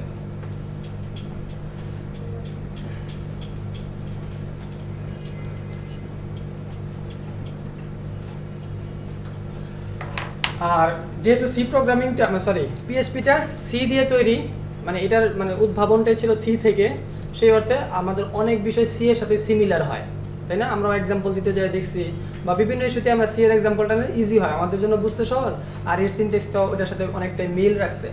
আর অপারেটরগুলা সি প্রোগ্রামিং এবং আরেকটা প্রোগ্রামিং ল্যাঙ্গুয়েজ সেটা হলো পার্ল, না? সো ওখান থেকেও কিছু কিছু জিনিস নিয়ে আসা হয়েছে। সো অলমোস্ট আমরা যেগুলো দেখবো এগুলা বেশ কমন জিনিসগুলোই। সো আমরা বলতে চাই পিএসপিতে অপারেটর হচ্ছে 8 প্রকার, যার মধ্যে একটা হলো অ্যারিথমেটিক, কম্পারিজন, অ্যাসাইনমেন্ট, লজিক্যাল, তারপরে ইনক্রিমেন্ট, ডিক্রিমেন্ট, অ্যারে অপারেটরস, তারপরে কনক্যাটেনেট এবং হচ্ছে কন্ডিশনাল। সো এগুলো একটা একটু পরিচিত হইতে হবে, এবং আপনাকে যেটা করতে হবে এখানে কিছু এক্সাম্পল দেওয়া আছে, এগুলোকে বাসায় যে ইমপ্লিমেন্ট করে করে এগুলোর সাথে আপনার আউটপুটটা নিয়ে আসতে হবে। বুঝতে পারছি? সো আমরা কিছু কিছু জিনিস তো এখানে যখন ইউজ করবো তখন দেখেই ফেলবো যে হ্যাঁ এই জিনিসগুলো এইভাবে কাজ করতেছে সেরকম। তাহলে অ্যারিথমেটিক অপারেটরটা হচ্ছে আমরা গাণিতে যে ব্যবহারটা করছি অ্যারিথমেটিকে সেই জায়গাগুলো সিমিলার। এখানে আমাকে যেটা শুধু একটু জানতে হবে সেটা হলো এই মডুলাসটা, না? মডুলাসটা কি জন্য বলেন তো? ভাগশেষ। তাহলে আপনি যদি 5কে যদি 2 দিয়ে ভাগ দেন আর সেটা মডুলাস ভাগ দেন তাহলে কত দিবে? 1 দিবে, ঠিক আছে? তো এই জায়গাটা আরেকটা যেটা আপনার ইন্ট্রোডিউস হয়েছে পিএসপি 5.6 এর পর থেকে, এটা আরেকটা নতুন জিনিস, সেটা হচ্ছে আমরা সূচকীয়ভাবে আমরা চাইলে গুণ করতে পারি। সূচকীয় গুণ কোনটা? যেমন দেখেন 2 টু দি পাওয়ার 3 এর আউটপুট কত? 8। আবার 2 ইনটু 3 এটার আউটপুট কত? 6। তাহলে এখানে দুই ধরনের গুণ, না? একটা সূচকীয় বলতেছি যেটাকে। তাহলে এইটা পাওয়ার জন্য আমাকে 2 দিয়া এইভাবে করে কি করতে হবে? আমাকে আমরা যেটা করতাম বা আগে থেকে যদি এটাকে ম্যানুয়াল প্রসেস করতাম, তাহলে এরকম 2বার 3বার মানে যতটা ততবার বলতে হইতো, ওটাকে একটা ম্যানেজ করতাম বা অন্য ফাংশন ইউজ করতাম। কিন্তু 5.6 এর পরে এই অপারেটরটা যুক্ত হয়েছে এবং সেখানে আপনাকে যেটা বলতে হবে সেটা হলো 2 বলে এবার ডাবল স্টার যদি দেন কত ছিল? 3, তখনই এই আউটপুটটা আসবে, মানে এইটা আসবে, মানে আপনি যে আউটপুটটা পাচ্ছেন ফলটা এটা হলো কোনটা? সূচকীয় ভাবে গুণ করছে, যেটা মানে পাওয়ার আকারে। কম্পারিজন অপারেটর দুইটা জিনিসকে কম্পেয়ার করবে, কম্পেয়ার করলে যদি ইকুয়াল হয় তাহলে ইকুয়াল হতে পারে, ফলস হলে ফলস হতে পারে, এই ধরনের আপনাকে একটা সিদ্ধান্ত দেবে। সো প্রথমে যেটা আসছে সেটা হলো ডাবল ইকুয়াল। ডাবল ইকুয়ালের বিষয়টা কি ছিল? সিঙ্গেল ইকুয়াল হলে কি হয়, ভ্যালুটা অ্যাসাইন হয়, আর ডাবল হলে সেটাকে চেক করে যে এটা এটার সমান কিনা। এটার সাথে মিল রেখে আরেকটা কথা বলাই যায়, যেটা হলো ট্রিপল, তাই না? এরকম তিনটা যদি থাকে আইডেন্টিক্যাল অপারেটর, আইডেন্টিক্যাল থেকে বোঝা যাচ্ছে এটা আইডেন্টিফাই করবে। আইডেন্টিফাই আসলে কি করা যায়? একটা ডেটা তার ডাটা টাইপে আইডেন্টিফাই করা যায় নাকি আর কিছু? আপনি ভ্যালু তো এইভাবে চেক করছেন, এই দুইটা দিয়ে চেক করছেন, তাহলে তৃতীয় আর একটা যুক্ত হয়ে যেটা করবে সেটা হলো আপনার আইডেন্টিক্যাল অপারেটর। তার মানে দাঁড়াচ্ছে যে এরকম, কোথায় কি লিখবো? সো ডলার এ বলে আমি এরকম দিয়ে 5 বলতে চাই, আবার অন্যদিকে ডলার এ বলে শুধু 5 বললাম। এই দুইটা কি ভ্যালু আকারে সমান না? দুইটাই তো 5, তাই না? কিন্তু আবার ডাটা টাইপের দিক চিন্তা করলে তাহলে আমার একটা স্ট্রিং হবে আর একটা ইন্টিজার হবে। তো এই ধরনের চেকিং গুলো আপনি এটা দিয়ে করতে পারবেন। সো এগুলোর আবার নেগেটিভ আছে, যেহেতু এগুলা ইকুয়াল হচ্ছে বা না হলেও আপনি সুবিধা নিতে পারেন। আপনি জানেন সবগুলাই হবে, যদি কোনোটা না হয় সেই ক্ষেত্রে আপনি একটা কিছু করতে যাচ্ছেন। সো এগুলোর নেগেটিভটা হচ্ছে এই যে শুরুতে আপনাকে কি বলতে হবে, এটা নট বলতে হবে। এরপরে গুলো আমরা খুব ভালো বুঝি, এগুলো লেস দেন গ্রেটার দেন, ঠিক আছে, less than equal greater than equal. এরপরে যেটা আসছে সেটা হলো অ্যাসাইনমেন্ট অপারেটর, ক্লিয়ার?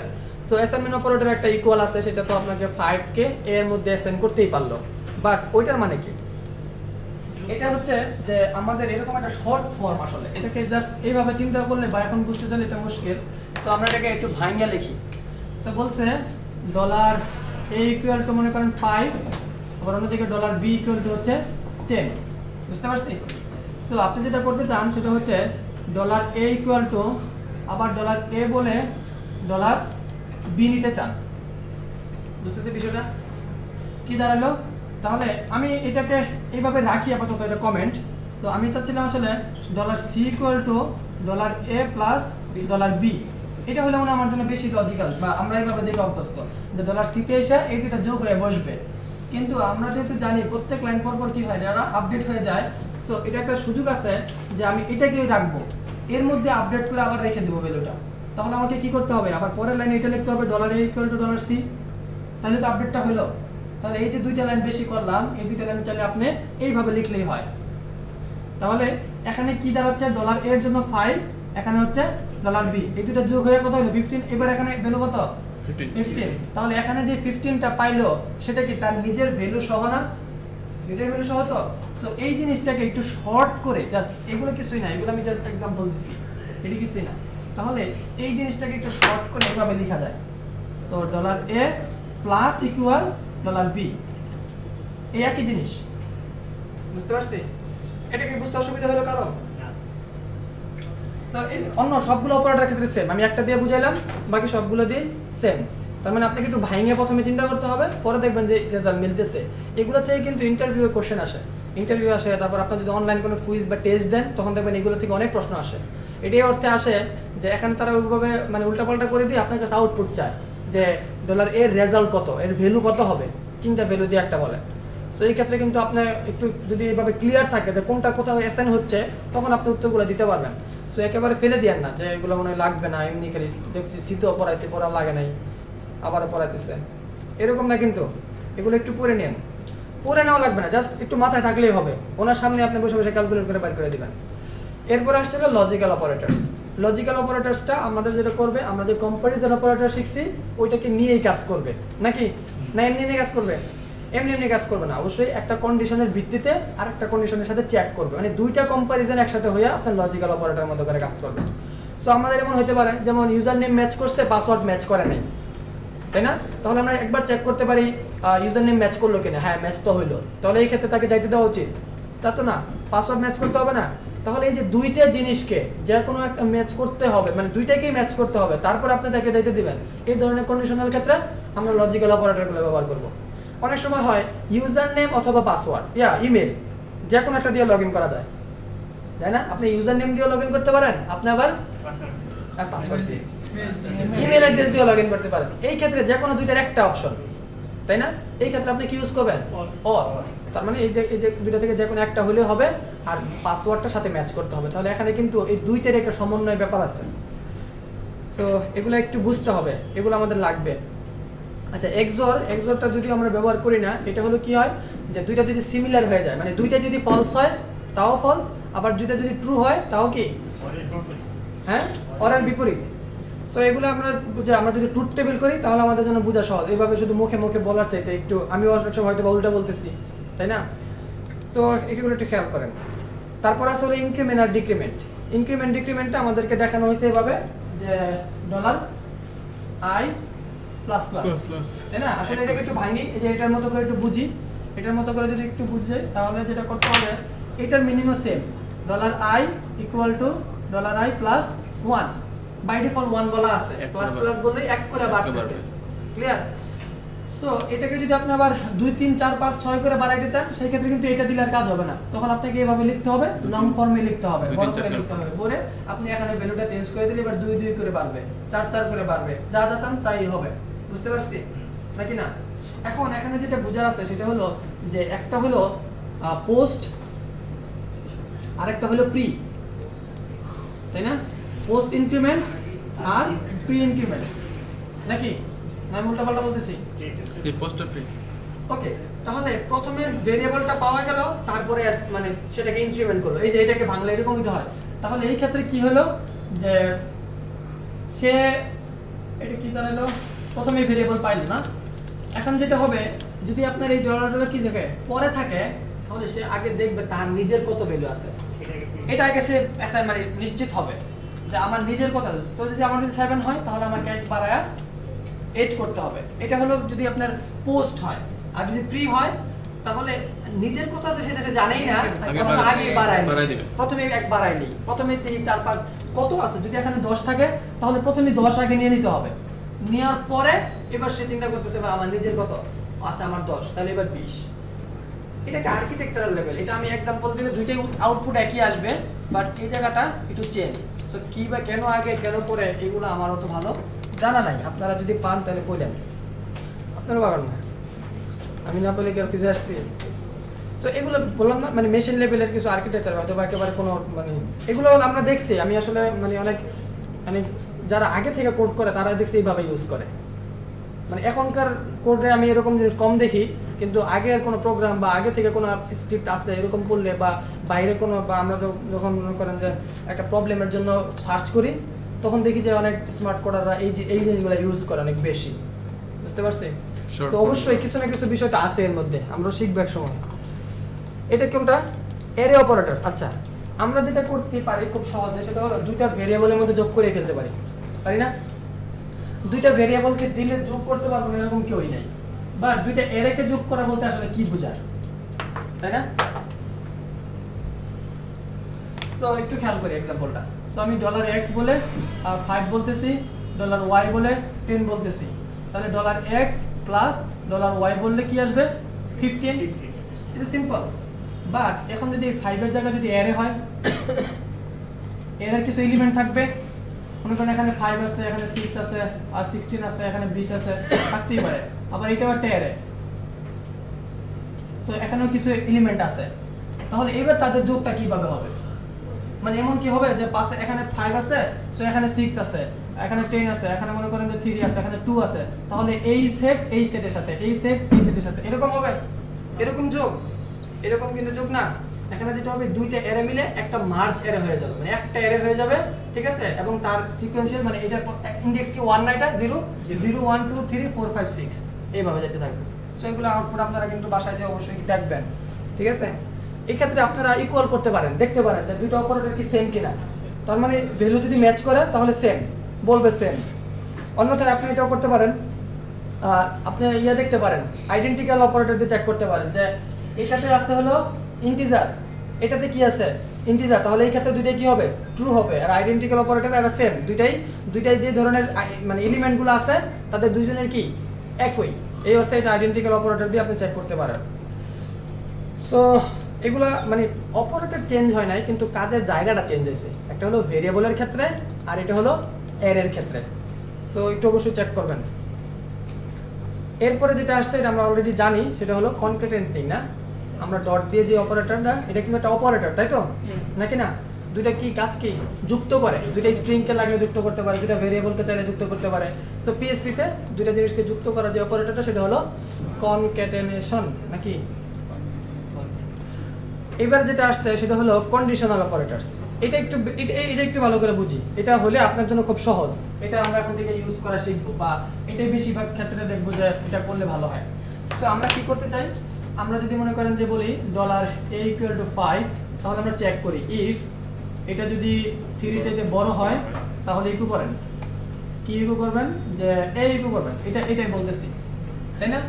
আবার এখানে এসে ইলস বলতে পারি, ইলস বলে কি বলতে চাই, ইকো বি। আচ্ছা আমি যে প্রোগ্রামটা করছি এটা কি মানে ফলস, মানে কিছু ভুল, আমি কোনো ব্রেকেট কিন্তু কিছু ইউজ করি নাই, ব্লক টক কিছু দেই নাই, এটা কি ঠিক আছে নাকি ভুল আছে? ঠিক আছে, হ্যাঁ ভুল আছে, কে কে বলতেছেন? সিনট্যাক্স এররের কথা যদি বলেন তারপরেও ঠিক আছে, সিনট্যাক্স এরর বলতেছি, তাহলে ইয়ে দিলে ভালো হয়।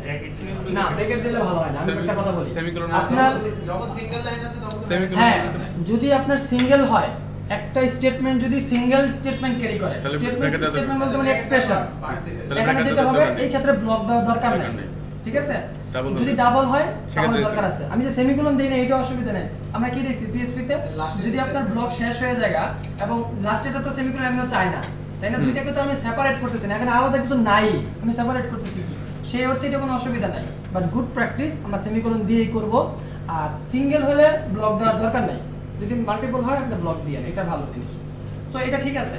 সো এটা যদি সবকিছু ঠিকঠাক থাকে, দেখেন একটা দুইটা তিনটা চারটা পাঁচটা লাইন লাগছে না, সেম মানে প্রোগ্রামটা এইভাবে করা যাইতো। জাস্ট শুধু আপনি প্রথম বলতেন, প্রথমে আপনি একটা রেজাল্ট নিয়ে নিতে পারেন, এটা নিলে ভালো হয়। সো রেজাল্ট ইকুয়াল টু বলে আপনি কি করবেন, চেক করবেন।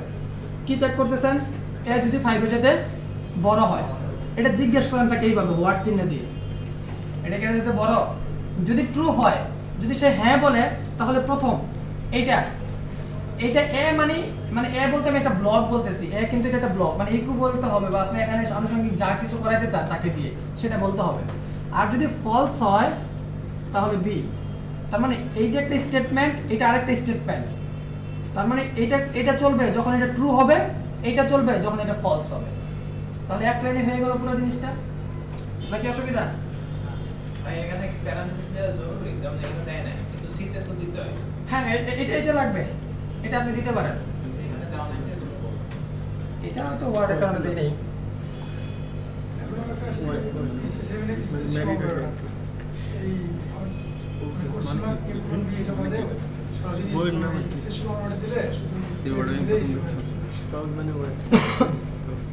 আপডেট তো হইতেই থাকবে তাই না?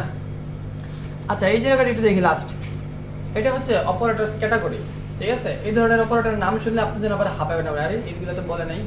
Unary operator, binary operator, ternary operator, এরকম বললো, অথচ আমি কিন্তু এগুলো বলে আসছি, বাট নামের সাথে পরিচয় না থাকাতে আপনি হয়তো চিন্তা করবেন ভাই মানে ঠগাইলো, 3 মাস কোর্স করলো বাট ইউনারি বাইনারি কিছু বললো না, বুঝতে পারছেন? সো এই জন্য জাস্ট নিয়ে আসা। ইউনারি অপারেটর বলতে আমি সেই অপারেটরগুলো বলতেছি যারা কিনা একটাই অপারেন্ড নিয়ে কাজ করবে, যেমন কি ওই যে আমরা I++, এই যে এটা, তাহলে এখানে কি অপারেন্ড কয়টা, একটাই না? এই ক্ষেত্রে এইগুলো হচ্ছে ইউনারি অপারেটর, এর যে কয়টা আছে সে থাকতে পারে। অন্যদিকে বাইনারি, বাইনারি অলমোস্ট সবচেয়ে বেশি, যেটা দুইটা অপারেটর নিয়ে কাজ করে, অ্যারিথমেটিক সবগুলোই বাইনারি, তাই না? এবং কম্পারিজনের ক্ষেত্রে যেগুলো দুইটার সাথে কম্পেয়ার করতেছে এগুলোও বাইনারি। আর টার্নারি কোনটা, এই যে লাস্ট যেটা দেখলাম, এই যে এটা। তাহলে এই অপারেটরটা কাজ করার জন্য আপনার এটা একটা এবং এটা তিনটা জিনিস জড়িত না, কারণ ফলস হলে এটা দিবেন, ট্রু হলে এটা দিবেন, এটা হচ্ছে টার্নারি অপারেটর, বুঝতে পারছি? আর এটা হলো লাস্ট, সেটা হলো অপারেটর প্রেসিডেন্সি। অপারেটর প্রেসিডেন্সি হলো আমরা যখন এক্সপ্রেশন লিখি, আমরা সরল অঙ্কে আবার চলে যাই। সো সরল অঙ্কের ক্ষেত্রে আমরা যেটা পাবো, বা আমরা যদি সিস্টেমকে জিজ্ঞেস করি $x এর ভ্যালু কত, যেখানে আমি বলছি এরকম, সো এখানে কত হবে, তাই না? সো এখানে প্রথমে এটার কাজটা আগে করবে, ঠিক আছে? তাহলে এটা 6 আর 10, তাই না? উত্তরটা হলো 10। এই যে এটা 10 হচ্ছে নিশ্চয়ই, তাহলে একে আগে গুরুত্ব দেওয়া হয়েছে, একে পরে দেওয়া হয়েছে, এই যে এটাকে প্রেসিডেন্সি বলতেছে। এটা আমরা জানি সবাই, কিন্তু আমার অপারেটরে এখানে বলতে হবে বা সিস্টেম এটাই আপনি যেটা জানেন ওইটা নিয়ে কাজ করে। সো এটাই হচ্ছে বিষয়টা। সো ডান।